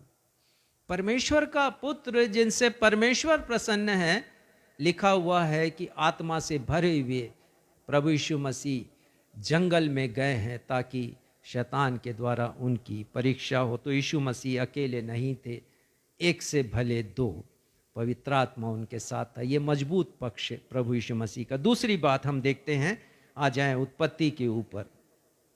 दूसरे अध्याय में हम कुछ पदों को देखेंगे। अदन की खूबसूरत वाटिका और बगीचा परमेश्वर ने बनाया। दूसरे अध्याय का 8वां पद। और परमेश्वर जो कुछ बनाते हैं, सृष्टिकर्ता बड़े बहुत ही खूबसूरत बनाते हैं। पढ़िएगा 8वां पद। और यहोवा परमेश्वर ने पूर्व की ओर अदन में एक वाटिका लगाई और वहां आदम को जिसे उसने रचा था रख दिया। हाँ, एक वाटिका परमेश्वर ने बनाई है जिसे हम सब अदन की वाटिका कहते हैं। उस खूबसूरत वाटिका में, बगीचे में परमेश्वर ने क्या किया है? 9वां पद पढ़िए। और यहोवा परमेश्वर ने भूमि से सब भांति के वृक्ष जो देखने में मनोहर और जिसके फल खाने में अच्छे हैं उगाए। स्वादिष्ट फल परमेश्वर ने, फलदार वृक्ष परमेश्वर ने लगाए हैं, स्वादिष्ट फल हैं वहां पर। तो एक ऐसे माहौल में है हवा और आदम दोनों, जहां पर भांति भांति के वृक्ष हैं, फलदार वृक्ष हैं, खूबसूरत वृक्ष हैं, मनोहर, मन को प्रसन्न करने वाले, मनमोहक वृक्ष। इतनी खूबसूरत वाटिका रही होगी वो, और वहां पर हवा है। लेकिन यीशु कहां पर हैं? लूका उसके 4 अध्याय के पहले पद में अभी हमने पढ़ लिया कि प्रभु यीशु मसीह जंगल में है। इसके लिए जो अंग्रेजी भाषा की बाइबल में शब्द आए वो है विल्डरनेस, अर्थात सुनसान जगह। ऐसी जगह जहां पर भोजन नहीं, बियाबान, ऐसी जगह पर यीशु हैं। और इस जगह पर रह करके प्रभु यीशु मसीह ने अपने साहस का प्रदर्शन किया। यानी विपुलता में देखा जाए तो हवा है, लेकिन प्रभु यीशु मसीह देखा जाए तो सुनसान स्थान पर है जहां पर भोजन नहीं है। और तीसरी बात हम देखते हैं, भांति भांति के फलदार वृक्षों के ऊर्जा देने वाले फलों को खाकर मैं समझता हूं कि हवा का पेट अवश्य भरा होगा। तो उसे उस वर्जित वृक्ष के फल के पास जाने की जरूरत नहीं थी, लेकिन फिर भी वो गई है। यही तो टेम्पटेशन है, प्रलोभन है। ये उसका वीक पॉइंट था। आदम को छोड़ करके वर्जित वृक्ष के फल के पास वो पहुंची है। ये उसकी कमजोरी थी। लेकिन प्रभु यीशु मसीह की मजबूती देखिए। प्रभु यीशु मसीह 40 दिनों से निराहार थे। लिखा है, दूसरा पद पढ़िएगा, मैं पढ़ता हूं मत्ती 4 उसका दूसरा पद, आप लूका पर ही रहिएगा। प्रभु यीशु 40 दिन और 40 रात निराहार रहे और अंत में उसे भूख लगी है। प्रभु यीशु मसीह भूखे हैं, हवा का पेट भरा हुआ है, फलदार वृक्षों के सेवन से, ये मेरी कल्पना है कि अवश्य उसने बहुत से फल खा रखे होंगे पहले से। चौथी बात हम देखते हैं, हवा अपनी चाहतों और हसरतों को वश में नहीं रख सकी। 3 अध्याय का 5वां पद पढ़िएगा, उत्पत्ति 3 अध्याय का 5वां पद। वरन परमेश्वर आप जानता है कि तब सर्प ने स्त्री से कहा, तुम निश्चय ना मरोगे। वरन परमेश्वर आप जानता है कि जिस दिन तुम उसका फल खाओगे उसी दिन तुम्हारी आंखें खुल जाएंगी और तुम तो ये शैतान का प्रस्ताव था कि तुम्हारी आंखें खुल जाएंगी, तुम परमेश्वर के तुल्य हो जाओगे। तो हवा की चाहतें बहुत अधिक थीं। इतना कुछ तो परमेश्वर ने दिया था हवा को, आदम को क्या नहीं दिया? अधिकार दे दिया, जल का, थल का, नभ का। और यह भी कहा उत्पत्ति 1:26 में 28 में कि फूलो फलो पृथ्वी में भर जाओ। अरे भाई, इससे अधिक आशीष और क्या होती कि तुमको विश्व के सर्वोत्तम स्थान में, एक ड्रीम लैंड जिसको कह सकते हैं, अदन की वाटिका, वहां परमेश्वर ने रखा। लेकिन हसरतें कम नहीं होती। ये मनुष्य की एक विडंबना है कि मनुष्य की हसरतें पूरी नहीं होती। परमेश्वर इतना देते हैं, इतना देते हैं, फिर भी वो कहता, परमेश्वर आपने मुझे कुछ नहीं दिया। तो शैतान ये ऑफर रख रहा उसके सामने, यदि तुम इस वृक्ष का फल खाओगी हवा, तो परमेश्वर के तुल्य तुम हो जाओगी। उसकी चाहतें बहुत अधिक थी। और यहां पर हम देखते हैं कि शैतान ने, क्षमा करें, हवा ने शैतान की आज्ञा को परमेश्वर की आज्ञा से बढ़कर माना है और इसलिए वो गिरी है। शैतान को पता था कि यदि मैं इस प्रलोभन को रखूंगा उसके सामने कि तुम परमेश्वर के तुल्य हो जाओगी, तुम्हारी आंखें खुल जाएंगी, तो निश्चय वो पाप में गिरेगी। लेकिन यीशु को देखते हैं, प्रभु यीशु मसीह ने मानवीय जीवन की सबसे बड़ी अभिलाषा को परमेश्वर के समक्ष तुच्छ जाना है। लूका का पढ़िए 4 अध्याय, और जब हम 5 से 8 पद तक पढ़ते हैं तो शैतान की यहाँ पर परीक्षा है। और इसके बारे में आगे भी हम देखेंगे कि शैतान, संत मत्ती लिखते हैं कि बहुत ऊंचे पर्वत पर यीशु को ले गए हैं और पल भर में जगत के सारे राज्य दिखलाया है और वैभव दिखलाया है। वैभव का मतलब ये है कि इस पृथ्वी में जहां जहां स्वर्ण भंडार हैं, चांदी के भंडार हैं, हीरे जवाहरात के भंडार हैं, वो सब शैतान ने यीशु को दिखाया है पल भर में। और ये प्रस्ताव रखा है, तो प्रस्ताव दोनों जगह है। हवा के सामने तुम परमेश्वर के तुल्य होगी, और शैतान के सामने वो कह रहा, क्षमा करेंगे, शैतान हवा के सामने परमेश्वर की तुल्यता को रख रहा है और यीशु के सन्मुख वो रख रहा है कि ये सारा कुछ मैं तुम्हें दे दूंगा।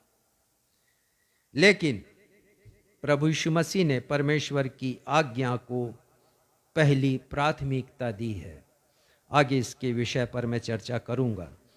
तो हवा की कमजोरी कि उसकी हसरतें पूरी नहीं हुई और वो और भी पाना चाहती, लेकिन यीशु मसीह खोने के लिए आए, इस दुनिया में अपना प्राण देने के लिए आए। कितना अंतर है। 5वीं बात बताना चाहूँगा कि हवा पाना चाहती थी, मानव से परमेश्वर की तुल्यता चाहती थी। देखिए बड़ा अद्भुत है, कंपेयर आप करेंगे तो, तुलना करेंगे तो। यहाँ पर हवा है जो शैतान के बहकावे में आकर मनुष्य है, लेकिन परमेश्वर की ऊंचाइयों को स्पर्श करना चाह रही है। शैतान ने कहा ना कि तुम परमेश्वर के तुल्य हो जाओगे। दूसरी ओर प्रभु यीशु मसीह की मजबूती को देखिए कि उन्होंने परमेश्वर की तुल्यता को त्यागा है। एक पद मैं आपके सामने पढ़ूंगा, वो फिलिपियों की किताब से 2 अध्याय और 5वां पद और 6वां पद। यहां पर लिखा है, यीशु ने परमेश्वर के स्वरूप में होकर भी परमेश्वर के तुल्य होने को अपने वश में रखने की वस्तु ना समझा, अपने आप को शून्य किया, दास का स्वरूप धारण किया, मनुष्य की समानता में हो गया। तो हवा है वो परमेश्वर बनना चाह रही है, लेकिन यहाँ पर यीशु जो परमेश्वर हैं, उन्होंने मानव का स्वरूप धारण किया है, दास बन गए हैं प्रभु यीशु मसीह। उन्होंने अपने आप को शून्य किया। ये प्रभु यीशु मसीह का मजबूत पक्ष है। तो शैतान ने प्रलोभन दिया, उसका प्रस्ताव प्रलोभन से भरा था और हवा इसीलिए गिर गई, लेकिन प्रभु यीशु मसीह ऊंचे उठे हैं। आगे लिखा है इसी में, फिलिपियों 2 में आप पढ़ेंगे 9 पद से आगे, परमेश्वर ने उसे अति महान किया और वह नाम दिया जो सारे नामों से श्रेष्ठ है। छठवीं बात बताऊंगा कि हवा ने परमेश्वर के वचन में मिलावट किया है। परमेश्वर की आज्ञा क्या थी? उत्पत्ति निकालिए, 2 अध्याय 17वां पद पढ़िएगा। उत्पत्ति 2 अध्याय 17वां पद पर पढ़िए। भले या बुरे के ज्ञान का जो वृक्ष है, उसका फल तू कभी न खाना, क्योंकि जिस दिन तू उसका फल खाएगा उसी दिन अवश्य मर जाएगा। हाँ, देखिए, परमेश्वर ने कहा है नहीं खाने के लिए।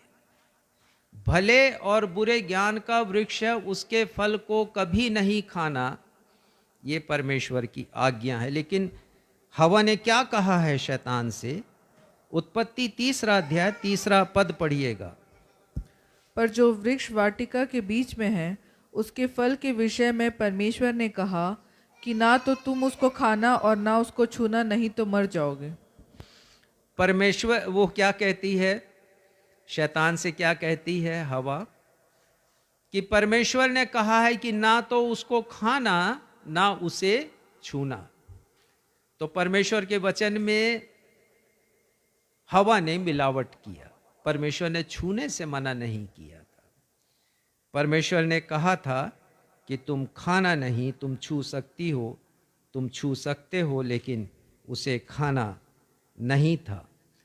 तो उसे तो ये जवाब देना था ना कि परमेश्वर ने खाने के लिए मना किया है तो मैं खाऊंगी ही नहीं, और यही आदम की गलती हुई।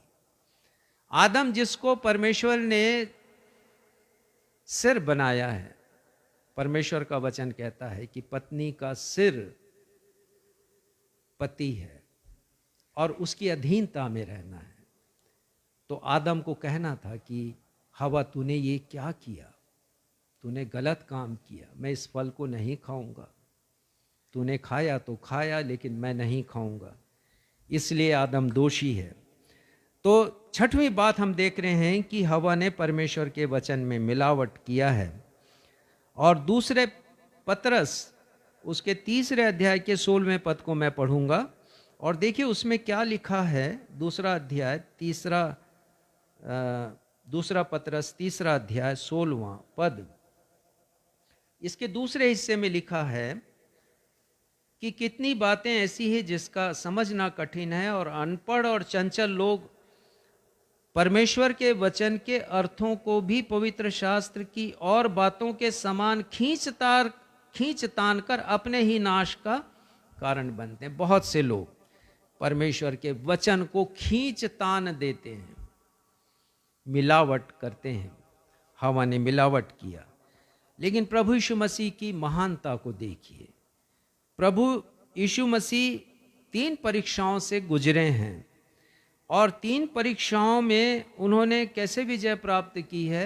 वचन का उपयोग उन्होंने किया। वचन के द्वारा ही शैतान को उन्होंने परास्त किया है। देखिएगा लूका उसका 4 अध्याय और 4 पद, और मैं आपको बताते जाऊंगा उन संदर्भों के बारे में जिसका उल्लेख प्रभु यीशु मसीह ने किया है। पढ़िएगा। यीशु ने उससे उत्तर दिया, लिखा है मनुष्य केवल रोटी से जीवित ना रहेगा। प्रभु यीशु मसीह ने कहा है, और ये कहाँ लिखा है मैं ये बताऊंगा आपको। व्यवस्था विवरण उसका 8वां अध्याय और 3 पद, पिछले रविवार को हमने इसे पढ़ा था। इसके दूसरे हिस्से में लिखा है कि परमेश्वर तुझको सिखाए कि मनुष्य केवल रोटी ही से नहीं जीवित रहता, परंतु जो वचन परमेश्वर के मुख से निकलते हैं उनसे ही वह जीवित रहता है। प्रभु यीशु मसीह ने इसी संदर्भ का उपयोग किया है और शैतान यहाँ पर हार गया है। और उसके बाद देखिए जब शैतान ने दूसरी परीक्षा की प्रभु यीशु मसीह की, लूका 4 अध्याय 8वां पद पढ़िएगा। यीशु ने उसे उत्तर दिया, लिखा है, तू प्रभु अपने परमेश्वर को प्रणाम कर और केवल उसी की उपासना कर। हाँ, उसने कहा कि प्रभु यीशु मसीह ने कहा शैतान से, जब उसने कहा था कि ये सब कुछ मैं तुझे दे दूंगा, पृथ्वी का सारा अधिकार मुझे सौंपा गया है, मैं अधिकारी हूँ, तू मुझे प्रणाम कर, झुक कर। तब यीशु ने क्या कहा था? जो कुछ कहा यीशु ने, उसे हम निर्गमन 20वें अध्याय के 3 पद और साथ ही साथ हम व्यवस्था विवरण के 5वें अध्याय में भी हम पढ़ते हैं, जहाँ पर लिखा है व्यवस्था विवरण 5 अध्याय उसका 7वां पद, मुझे छोड़ दूसरों को ईश्वर करके नहीं मानना। और 9वें पद में लिखा है, ना तू उसको दंडवत करना। तो प्रभु यीशु मसीह का यही जवाब था जो प्रभु यीशु मसीह ने परमेश्वर के वचन से दिया। और तीसरी परीक्षा प्रभु यीशु मसीह की हुई है लूका 4 उसका 10वां पद। देखिएगा वहाँ क्या लिखा है, क्योंकि लिखा है, वह तेरे विषय में अपने स्वर्गदूतों को आज्ञा देगा कि वे तेरी रक्षा करें। हाँ, अब ये इतना चालाक है ये शैतान कि उसे परमेश्वर का वचन कंठस्थ याद है, कहाँ पर क्या लिखा है। इसीलिए जब भी यीशु मसीह ने परमेश्वर के वचन का उल्लेख किया है तो वो वहाँ से चला गया है या फिर यीशु को कहीं और ले गया है परीक्षा के लिए। अब यहाँ पर वो कहता है कि लिखा है, ये शैतान स्वयं इस बात को की घोषणा कर रहा है कि लिखा है परमेश्वर के वचन में। और क्या लिखा है कि यदि तू कंगूरे से अपने आप को नीचे गिरा देगा तो स्वर्ग के दूत तुझे हाथों हाथ उठा लेंगे और तेरे पाँव में ठेस भी नहीं लगेगी। इसका उल्लेख भजन संहिता 91 और उसके 11वें पद में लिखा है, वह अपने दूतों को तेरे लिए आज्ञा देगा कि जहाँ कहीं तू जाए वे तेरी रक्षा करेंगे। 12वें पद में तुझको हाथों हाथ उठा लेंगे, ऐसा ना हो कि तेरे पाँव में पत्थर से ठेस लगे। और इसका उल्लेख जब शैतान ने ये कहा है, यीशु की परीक्षा ली है, तो प्रभु यीशु मसीह ने उसको जवाब दिया है व्यवस्था विवरण 6 अध्याय के 16वें पद में, तुम अपने परमेश्वर की परीक्षा ना करना जैसे कि तुमने उसकी परीक्षा की थी। ये परमेश्वर की आज्ञा है कि हम परमेश्वर की परीक्षा ना करें। और लिखा है कि शैतान वहाँ से थोड़े समय के लिए चला गया। अंतिम बात बताऊंगा इस तुलनात्मक विवरण का। हवा एक ही परीक्षा में हार गई, लेकिन यहाँ पर प्रभु यीशु मसीह तीनों परीक्षा में विजयी हुए। ना सिर्फ 3 परीक्षा में, लेकिन अनेकों परीक्षा में। बहुत सी परीक्षा की घड़ी तो फरीसी सदूकी लेकर के आए, महायाजक लेके आए हैं। और फिर हम देखते हैं गतसमनी बाग में एक बड़ी परीक्षा यीशु के समक्ष थी। हर एक परीक्षा में प्रभु यीशु मसीह सफल हुए हैं, हमारे लिए उन्होंने उदाहरण छोड़ा है। दूसरी बात मैं आपको बताना चाहूँगा। पहली बात मैंने बताया कि शैतान हमेशा हमारे कमज़ोर पक्ष को देखता है। हवा का कमज़ोर पक्ष था, एक नहीं अनेक, और इसीलिए वो हार गई परीक्षा में, पाप में गिर गई। परंतु प्रभु यीशु मसीह विजयी हुए हैं, क्योंकि मजबूती के साथ उन्होंने शैतान का सामना किया है। तो दूसरी बात आपको बताना चाहूँगा कि शैतान 3 प्रकार से परीक्षा में मनुष्य को डालता है और पाप में गिराता है। शैतान के द्वारा परीक्षा में डाले जाने की कार्य प्रणाली, उसके लिए जो शब्द मैंने प्रयुक्त किया है कार्य प्रणाली के लिए, वो है मोडस ऑपरेंडी। ये लैटिन भाषा का शब्द है जिसका अर्थ होता है कि किसी कार्य को करने की विधि। तो शैतान यदि हमें परीक्षा में गिराता है तो उसके कार्य करने की विधि क्या है, और इस विधि का उल्लेख बड़ी खूबसूरती के साथ बखूबी संत यूहन्ना ने किया है। पहला यूहन्ना निकालिए, उसका 2 अध्याय और 16वां पद पढ़िएगा। आज हमने नए नियम की पत्री से इस पाठ को पढ़ा है। पहला यूहन्ना 2 अध्याय और उसका 16वां पद। क्योंकि जो कुछ संसार में है, अर्थात शरीर की अभिलाषा और आँखों की अभिलाषा और जीविका का घमंड, वह पिता की ओर से नहीं परंतु संसार की ओर से है।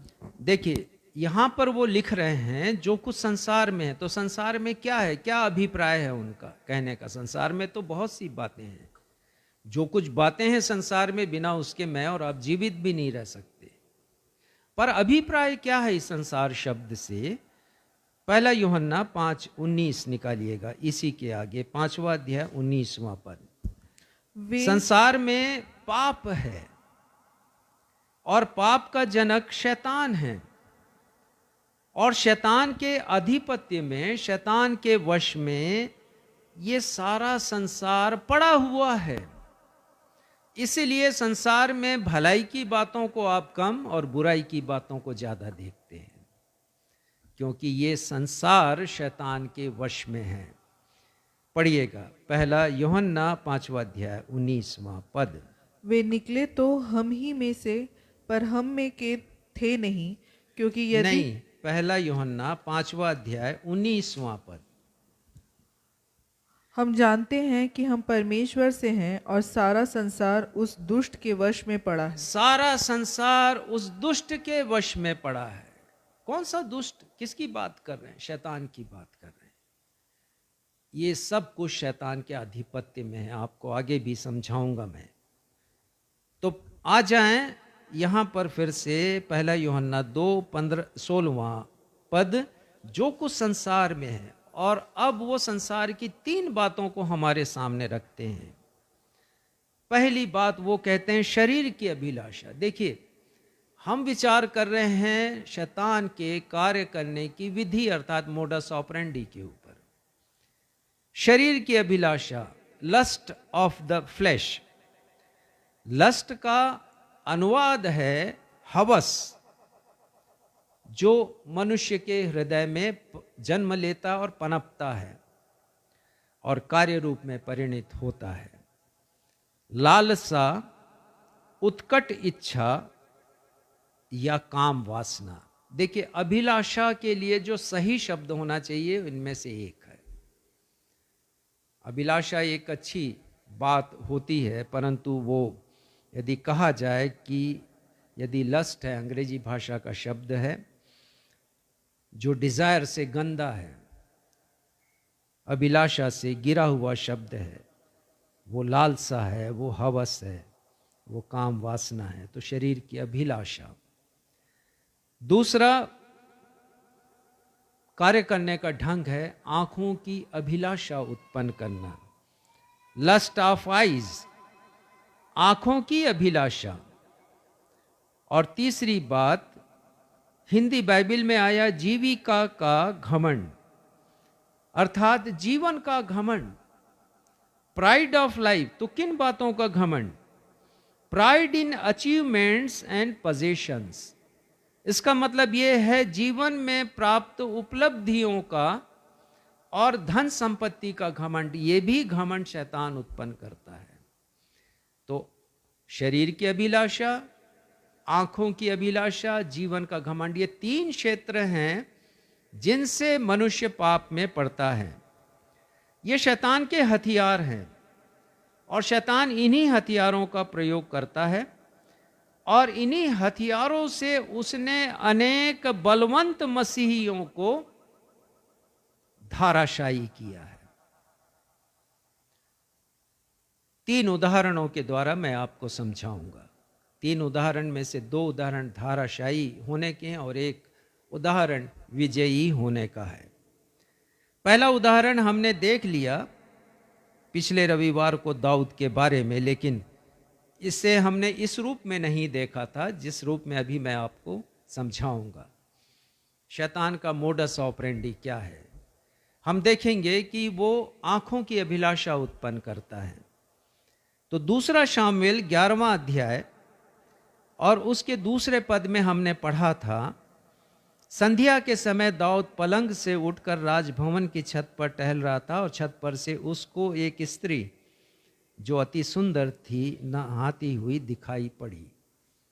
आंखों की अभिलाषा, एक स्त्री को उसने देखा है जो बहुत सुंदर है, और शैतान ने एक लालसा उसके मन में जागृत की है।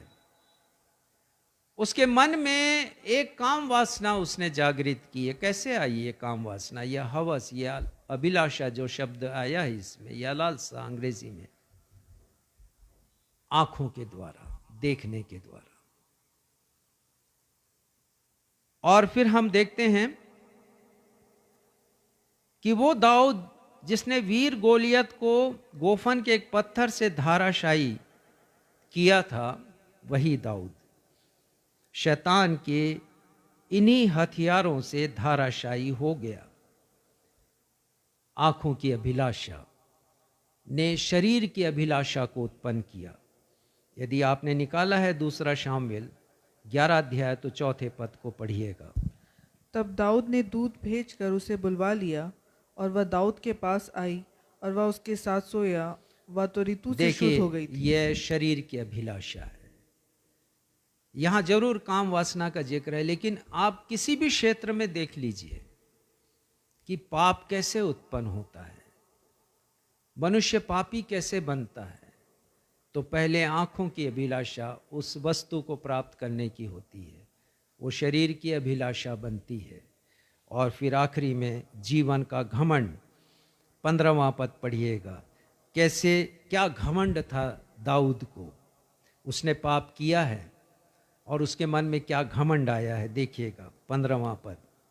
उस चिट्ठी में यह लिखा था, सबसे घोर युद्ध के सामने उरिया को रखना, तब उसे छोड़कर लौट आओ कि वह घायल होकर मर जाए। हाँ, उरिया उस अति सुंदर महिला का पति है, उसका नाम है। वो सैनिक था, राजा के लिए लड़ता था। राजा ने एक चिट्ठी भेजा है योआब, जो उसका सेनापति, उसके हाथ, और उसमें लिखा है कि इसको घनघोर युद्ध में, रण क्षेत्र में सबसे सामने रखना, कि जब युद्ध हो तो वो मर जाए। तो राजा को, दाऊद को ये घमंड था कि वो चाहे जो कुछ कर सकता है। तो ये जीवन का घमंड होता है, और इस प्रकार से मनुष्य पाप में पड़ता है। फिर हम देखेंगे कि कैसे इन्हीं हथियारों के प्रयोग करने के द्वारा उसने एक बहुत ही बलवंत राजा दाऊद को, जो कि न सिर्फ अपने राज्य में बलवंत था, आत्मिक जीवन के क्षेत्र में भी बलवंत था, और उसे उसने धाराशायी किया। और उसने एक नहीं 2 जघन्य पाप किए हैं। पहला पाप व्यभिचार का, दूसरा हत्या का, और दूसरा उदाहरण हम देखेंगे हवा के विषय में। पढ़िएगा उत्पत्ति 3 उसका 6वां पद, कैसे हवा इस टैक्टिस के द्वारा, शैतान की इस व्यूह रचना के द्वारा, स्ट्रेटेजी के द्वारा कैसे वो गिरी है। ध्यान दीजिएगा, आंखों की अभिलाषा, शरीर की अभिलाषा, जीवन का घमंड। 6वां पद पढ़िएगा उत्पत्ति 3 अध्याय का। अतः जब स्त्री ने देखा कि उस वृक्ष का देखा, आंखों की अभिलाषा, लस्ट ऑफ द आई, क्या देखा उसने? कि उस वृक्ष का फल खाने के लिए अच्छा और देखने में मन भाऊ, हाँ, और बुद्धि, देखा है उसने, देखने में मन भाऊ है। तो पाप का फल हमेशा मनुष्य को खूबसूरत नजर आता है, और उसे पाने की वो अभिलाषा रखता है, लालसा रखता है, इच्छा रखता है। तो देखने में वो फल उसे बहुत मनभाऊ लगा है, आंखों की अभिलाषा। और उसके बाद हम पढ़ते हैं कि वो खाने में अच्छा, स्वाद में स्वादिष्ट था वो फल, जिसे परमेश्वर ने खाने के लिए मना किया था, वर्जित वृक्ष का फल, भले और बुरे ज्ञान के वृक्ष का फल, शरीर की अभिलाषा। पाप का फल हमेशा स्वादिष्ट लगता है। और उसके बाद पढ़िएगा 6वें, और बुद्धि देने के लिए चाहने योग्य भी है। बुद्धि देने के लिए चाहने योग्य है। तो ये जीवन की अभिलाषा थी कि यदि ये फल मेरे पास आ जाएगा तो मेरे पास परमेश्वर के तुल्य बुद्धि हो जाएगी, और मैं परमेश्वर बन जाऊंगी। और ये बहुत ही लुक्रेटिव उसका प्रपोजल था शैतान का, बहुत लाभ देने वाला प्रस्ताव। लेकिन ये प्रस्ताव जो शैतान के होते हैं, जो हमें पाप में गिराते हैं, हमेशा हमारा नुकसान करते हैं। मनुष्य को पहले नज़र आता है कि उससे बहुत फ़ायदा होगा, उससे बहुत लाभ होगा, लेकिन जब समय निकल जाता है तब पता चलता है कि उसकी हानि कितनी हुई, कितना नुकसान हुआ है। आपने सुना होगा आजकल साइबर क्राइम के बारे में कि किस किस प्रकार से लोग बहरूपिया बनकर फ़ोन करते हैं, लोगों को प्रलोभन देते हैं, धन दुगना हो जाएगा, चौगुना हो जाएगा, दिन दूना रात चौगुना आपकी प्रगति होगी। लोग फंसते हैं और फंसते चले जाते हैं। जब बहुत कुछ गंवा बैठते हैं तब उनको होश आता है। ठीक ऐसा ही शैतान करता है हम सभी के साथ। तो हमें उसके प्रलोभनों से बचना है, विशेषकर जीवन का जो घमंड है। हवा का भी घमंड था कि बुद्धि देगा ये फल, ऐसी बुद्धि जो उसे परमेश्वर की तुल्यता प्रदान करेगी। तो यहाँ पर शैतान का ऑफर हवा के लिए है कि तुम परमेश्वर के तुल्य हो जाओगे। इसका मतलब जो पावर ऑफ क्रिएशन है, सृजन करने की क्षमता है, सृजन करने का जो शक्ति है वो तुम्हारे पास आ जाएगी। तो यही नहीं था उनके पास। परमेश्वर ने अपने स्वरूप और समानता में बनाया था, लेकिन सृजन करने की क्षमता उन्हें नहीं दी थी। अपने अनेक गुणों से विरक्त रखा था परमेश्वर ने, जिनमें से एक गुण ये था। तो शैतान का ऑफर था तुम तो परमेश्वर के तुल्य हो जाओगे, अर्थात जिस परमेश्वर ने इस सृष्टि को बनाया तुम भी बनाना शुरू कर दोगे। इसीलिए शैतान के बहकावे में हवा आ गई, जिसकी चिंता संत पौलुस ने जाहिर की है। तो परमेश्वर की ऊंचाइयों में वो पहुंचना चाहती थी, लेकिन परमेश्वर की नज़र से वो गिर गई। लिखा है 7वें पद में, पढ़िएगा 6वां पद, पहले पढ़िएगा 6वां पद, उसका 3रा हिस्सा। बुद्धि देने के लिए चाहने योग्य भी है, तब उसने उसमें से तोड़कर खाया और यही पाप उत्पन्न हो गया। उसने फल को तोड़ा है और उसे खाया है, क्योंकि परमेश्वर ने खाने के लिए मना किया था। और 7वें में लिखा है कि उसने अपने पति को भी दिया, आदम को भी दिया, और उसने भी खाया, और ये दोनों परमेश्वर की नज़र में गिर गए। शैतान हमेशा नुकसान पहुंचाता है, हमें सतर्क होने की आवश्यकता है। संत पौलुस ने अपनी चिंता जाहिर की है। 3रा उदाहरण प्रभु यीशु मसीह के बारे में मैं आपको देना चाहूँगा। प्रभु यीशु मसीह की भी 3 प्रकार से परीक्षा शैतान ने की है, जिसका विवरण हम मत्ती रचित सुसमाचार के 4थे अध्याय और लूका रचित सुसमाचार के भी 4थे अध्याय में पढ़ते हैं। तो देखेंगे हम यहाँ पर सबसे पहले जो उसका टैक्टिस है, जो उसकी स्ट्रेटेजी है, शैतान की चालाकी है, उसकी व्यूह रचना है, कैसे यीशु मसीह को वो फंसाना चाहता था, ताकि यीशु मसीह परमेश्वर की इच्छा के पथ से भटक जाएं, शैतान के कहे के अनुसार वो चलने लगे। पवित्र आत्मा से भरे हैं प्रभु यीशु मसीह, और उनकी सेवकाई का प्रारंभ होने वाला है 40 दिनों के बाद। लेकिन इसके पहले कि वो सेवा करें, अपनी सेवकाई प्रारंभ करें, लोगों को मन फिराव का संदेश दें, पश्चाताप करने का संदेश दें, नवजीवन का संदेश दें, अनंत जीवन का संदेश दें, शैतान प्रभु यीशु मसीह को गिराना चाह रहा है। उसकी मोडस ऑपरेंडी क्या थी, कार्य करने का तरीका क्या था, हम देखेंगे। सबसे पहले शरीर की अभिलाषा उत्पन्न करता है प्रभु यीशु मसीह के सामने। पढ़िएगा, मैं पढ़ूंगा मत्ती से 4था अध्याय उसका 2रा पद फिर से। यीशु 40 दिन 40 रात निराहार रहे और अंत में उसे भूख लगी है। भोजन करना बहुत आवश्यक था प्रभु यीशु मसीह के लिए, क्योंकि वो मानवीय देह में थे और इसीलिए उन्हें भूख लगी थी। शारीरिक ऊर्जा प्राप्त करने के लिए, शरीर को गतिमान बनाए रखने के लिए, शरीर को क्रियाशील बनाए रखने के लिए हमें एक ऊर्जा की आवश्यकता होती है। प्रोटीन्स और विटामिन्स की ज़रूरत होती है, और ये भोजन से हमें प्राप्त होती है। तो भोजन आवश्यक था प्रभु यीशु मसीह के लिए। शैतान यीशु की इसी कमजोरी का लाभ उठाना चाहता था, क्योंकि यीशु को भूख लगी थी। और वो यीशु के पास आता है। लूका 3 अध्याय 3 पद पढ़िएगा।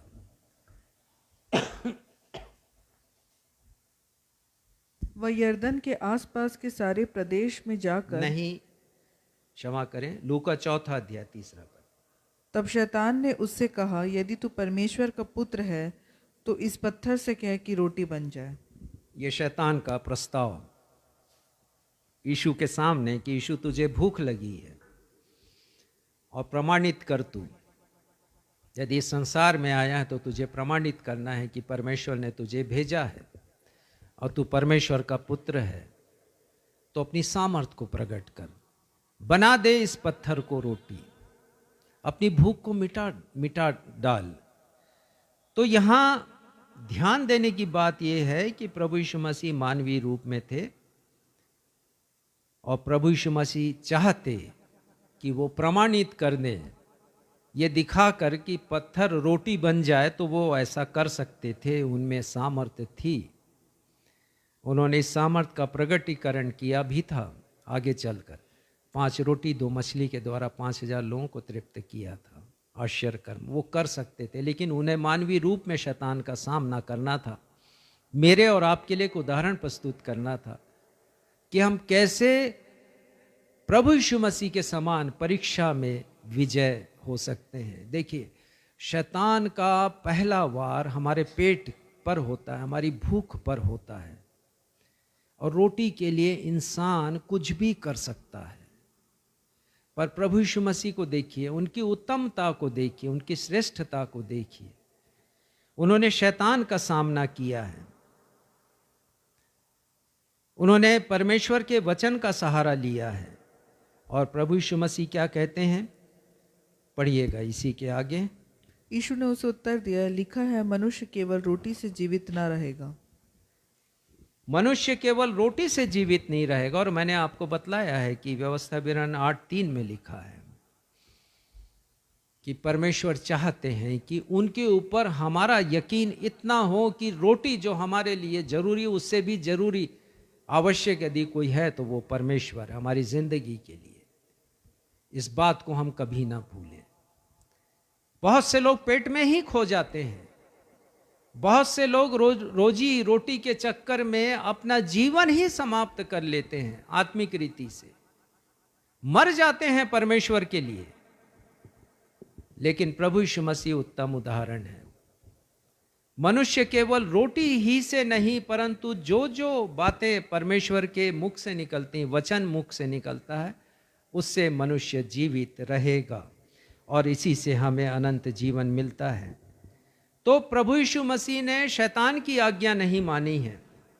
यदि हम आप देखें रोमियो 6वां अध्याय और उसका 16वां पद, तो यहाँ पर संत पौलुस लिखते हैं कि जो व्यक्ति शैतान की आज्ञा मानता है वो उसका दास बन जाता है।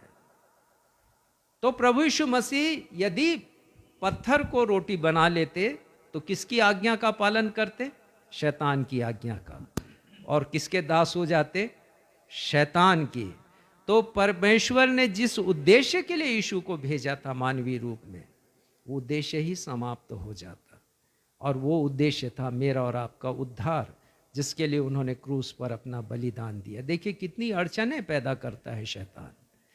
तो पहली परीक्षा हुई यीशु की, और परीक्षा में प्रभु यीशु मसीह विजयी हुए। और इसीलिए हमने वो गीत भी आज गाया है आपके सामने, विजयी हुआ, विजयी हुआ, यीशु मेरा विजयी हुआ, शैतान हारा हुआ, मेरा यीशु विजयी हुआ। दूसरी परीक्षा यीशु की हम देखेंगे। आँखों की अभिलाषा उसने रखी है यीशु के सामने। लूका 4 अध्याय 5वां पद पढ़िएगा। तब शैतान उसे ले गया और उसको पल भर में जगत के सारे राज्य दिखाए और उससे कहा, मैं यह सब अधिकार और इनका वैभव तुझे दूंगा, क्योंकि वह मुझे सौंपा गया है और जिसे चाहता हूँ उसी को देते हो। देखिए यहाँ पर शैतान यीशु को ले गया है। शैतान मुझे और आपको भी ले जाएगा परीक्षा के लिए। आप यदि मत्ती पढ़ें तो वहां पर लिखा ऊंचे पर्वत पर ले गया और यीशु गए हैं उसके साथ। तो यदि शैतान आपको कुछ ऐसी जगह पर लेकर के जाता है जो परीक्षा की जगह है, तो निराश मत होइएगा। मैंने आपको पहले ही बतलाया है कि परीक्षा में पढ़ना पाप नहीं है, परीक्षा में गिर जाना पाप है, और प्रभु यीशु मसीह नहीं गिरे हैं यहाँ पर। तो बहुत अच्छा संदर्भ है यहाँ पर। और शैतान का प्रस्ताव हम देखते हैं 6वें पद में। वो कहते हैं कि मैं यह सब अधिकार और इनका वैभव तुझे दूंगा, क्योंकि वह मुझे सौंपा गया है। ये शैतान प्रभु यीशु मसीह के सामने कह रहा है। तो शैतान ने क्या झूठ कहा? क्या ये संसार का वैभव और संसार का अधिकार क्या अभी शैतान के पास नहीं है? यदि आप ऐसा सोचते हैं तो गलत सोचते हैं। ये वास्तव में शैतान के पास था। यीशु के सामने यदि उसने प्रस्ताव रखा तो उसने झूठ नहीं कहा है। प्रभु यीशु मसीह ने स्वयं कहा यूहन्ना 14वें अध्याय के 30वें पद में कि संसार का सरदार अब आता है। तो संसार का सरदार शैतान है और उसके हाथों में है। इसीलिए प्रभु यीशु मसीह ने प्रार्थना सिखाई, हमें तेरा राज्य आए, क्योंकि ये राज्य अभी यीशु का नहीं है। और शैतान की एक उसने जो प्रपोजल दिया है, यीशु को प्रस्ताव रखा, उसके एक शब्द को देखे, मुझे सौंपा गया है। तो ये अधिकार सौंपा गया है शैतान को। और ये कब सौंपा गया? ठीक उसी दिन जिस दिन आदम और हवा पाप में गिरे हैं।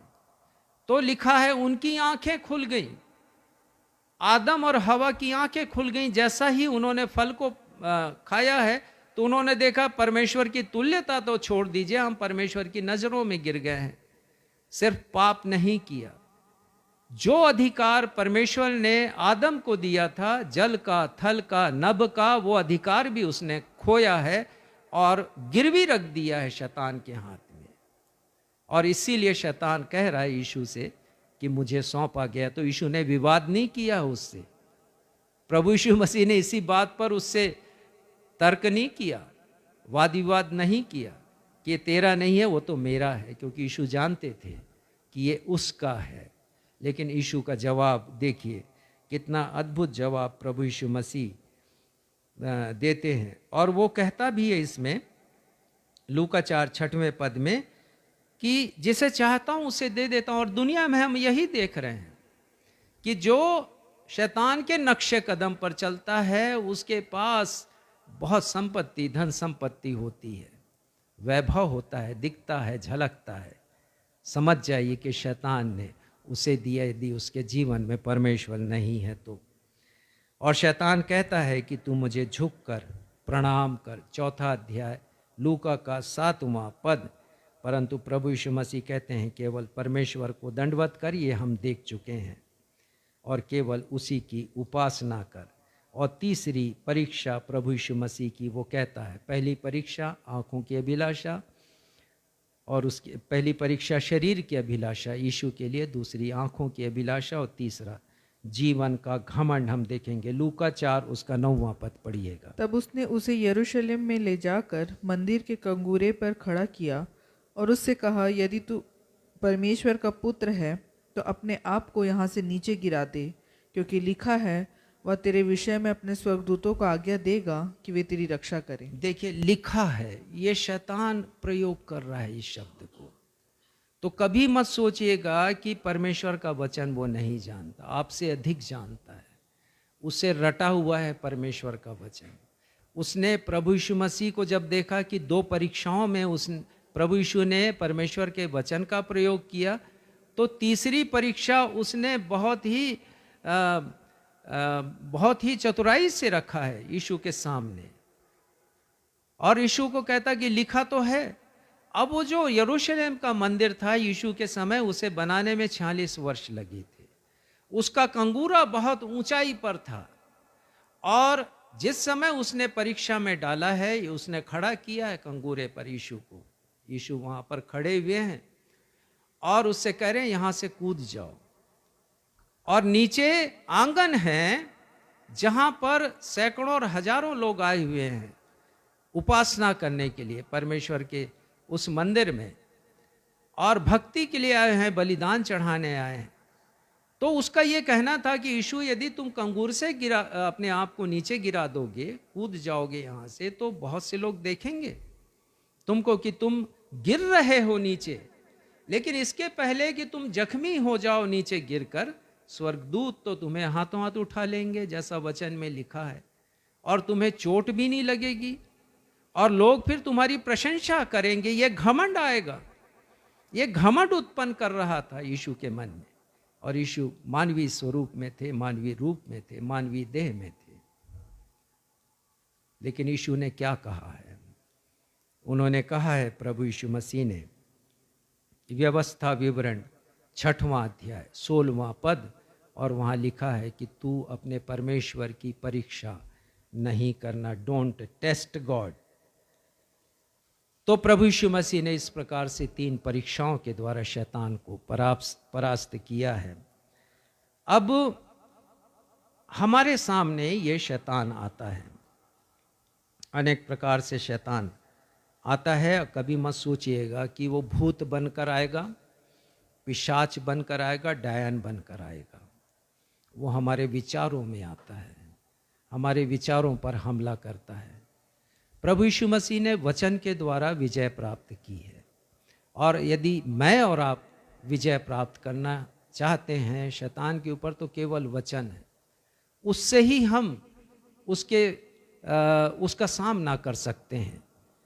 आने वाले सप्ताह हम देखेंगे इफिसियों का 6वां अध्याय, और हम उसमें पढ़ेंगे कि किस प्रकार से संत पौलुस कहते हैं कि परमेश्वर के सारे हथियार बांध लो। तो वो 6 हथियार के बारे में कहते हैं, और 7वां हथियार वो बोलते हैं कि वो प्रहार करने का हथियार है। वो कहते हैं आत्मा की तलवार ले लो। तो ये आत्मा की तलवार प्रहार करने का, बाकी जो 6 हथियार हैं सुरक्षा के, प्रतिरक्षा के हथियार हैं, जिनके बारे में हम देखेंगे आने वाले रविवार को। तो एक ही हथियार हमारे पास है जिससे शैतान का मुकाबला कर सकते हैं, वो है परमेश्वर का वचन। तो ये वचन मुझे और आपको शक्ति प्रदान करता है, शक्तिवर्धक है। जिस प्रकार एक खिलाड़ी है, एक धावक है, एथलीट है, उन्हें स्टेमिना की जरूरत होती है, शक्ति की जरूरत होती है, उसी प्रकार मुझे और आपको शक्ति की जरूरत है, और ये शक्ति मुझे और आपको परमेश्वर के वचन से मिलती है। ये ऐसा वचन है जिसे परमेश्वर ने अपने नाम से भी अधिक महत्व दिया है। और भजन संहिता 119 उसमें हमने देख लिया, इस भजन के लेखक लिखते हैं कि मैंने तेरे वचन को अपने हृदय में रख छोड़ा है ताकि तेरे विरुद्ध पाप ना करूं। तो वचन के बारे में बहुत सी बातें हैं, आने वाले रविवार को हम इसके ऊपर चर्चा करेंगे और भी ध्यान करेंगे। आने वाले रविवार के संदेश को आप मिस नहीं कीजिएगा।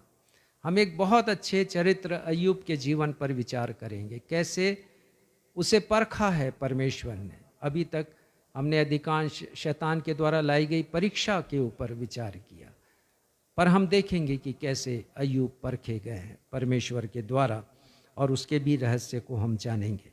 तो आइए हम फिर से उस गीत को गाएं, शैतान का मुकाबला करने के लिए शक्ति प्राप्त करें, और हम कहें कि प्यारो हिम्मत बांधो, आगे बढ़ो, क्रूस का लो निशान, जीतेंगे हम यारो, हारेगा शैतान।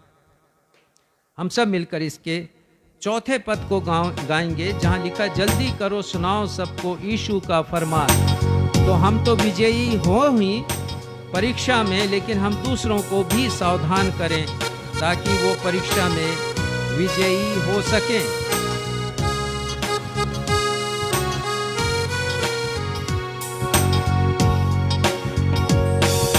जल्दी करो सुनाओ सबको यीशु का फरमान, जल्दी करो सुनाओ सबको यीशु का फरमान।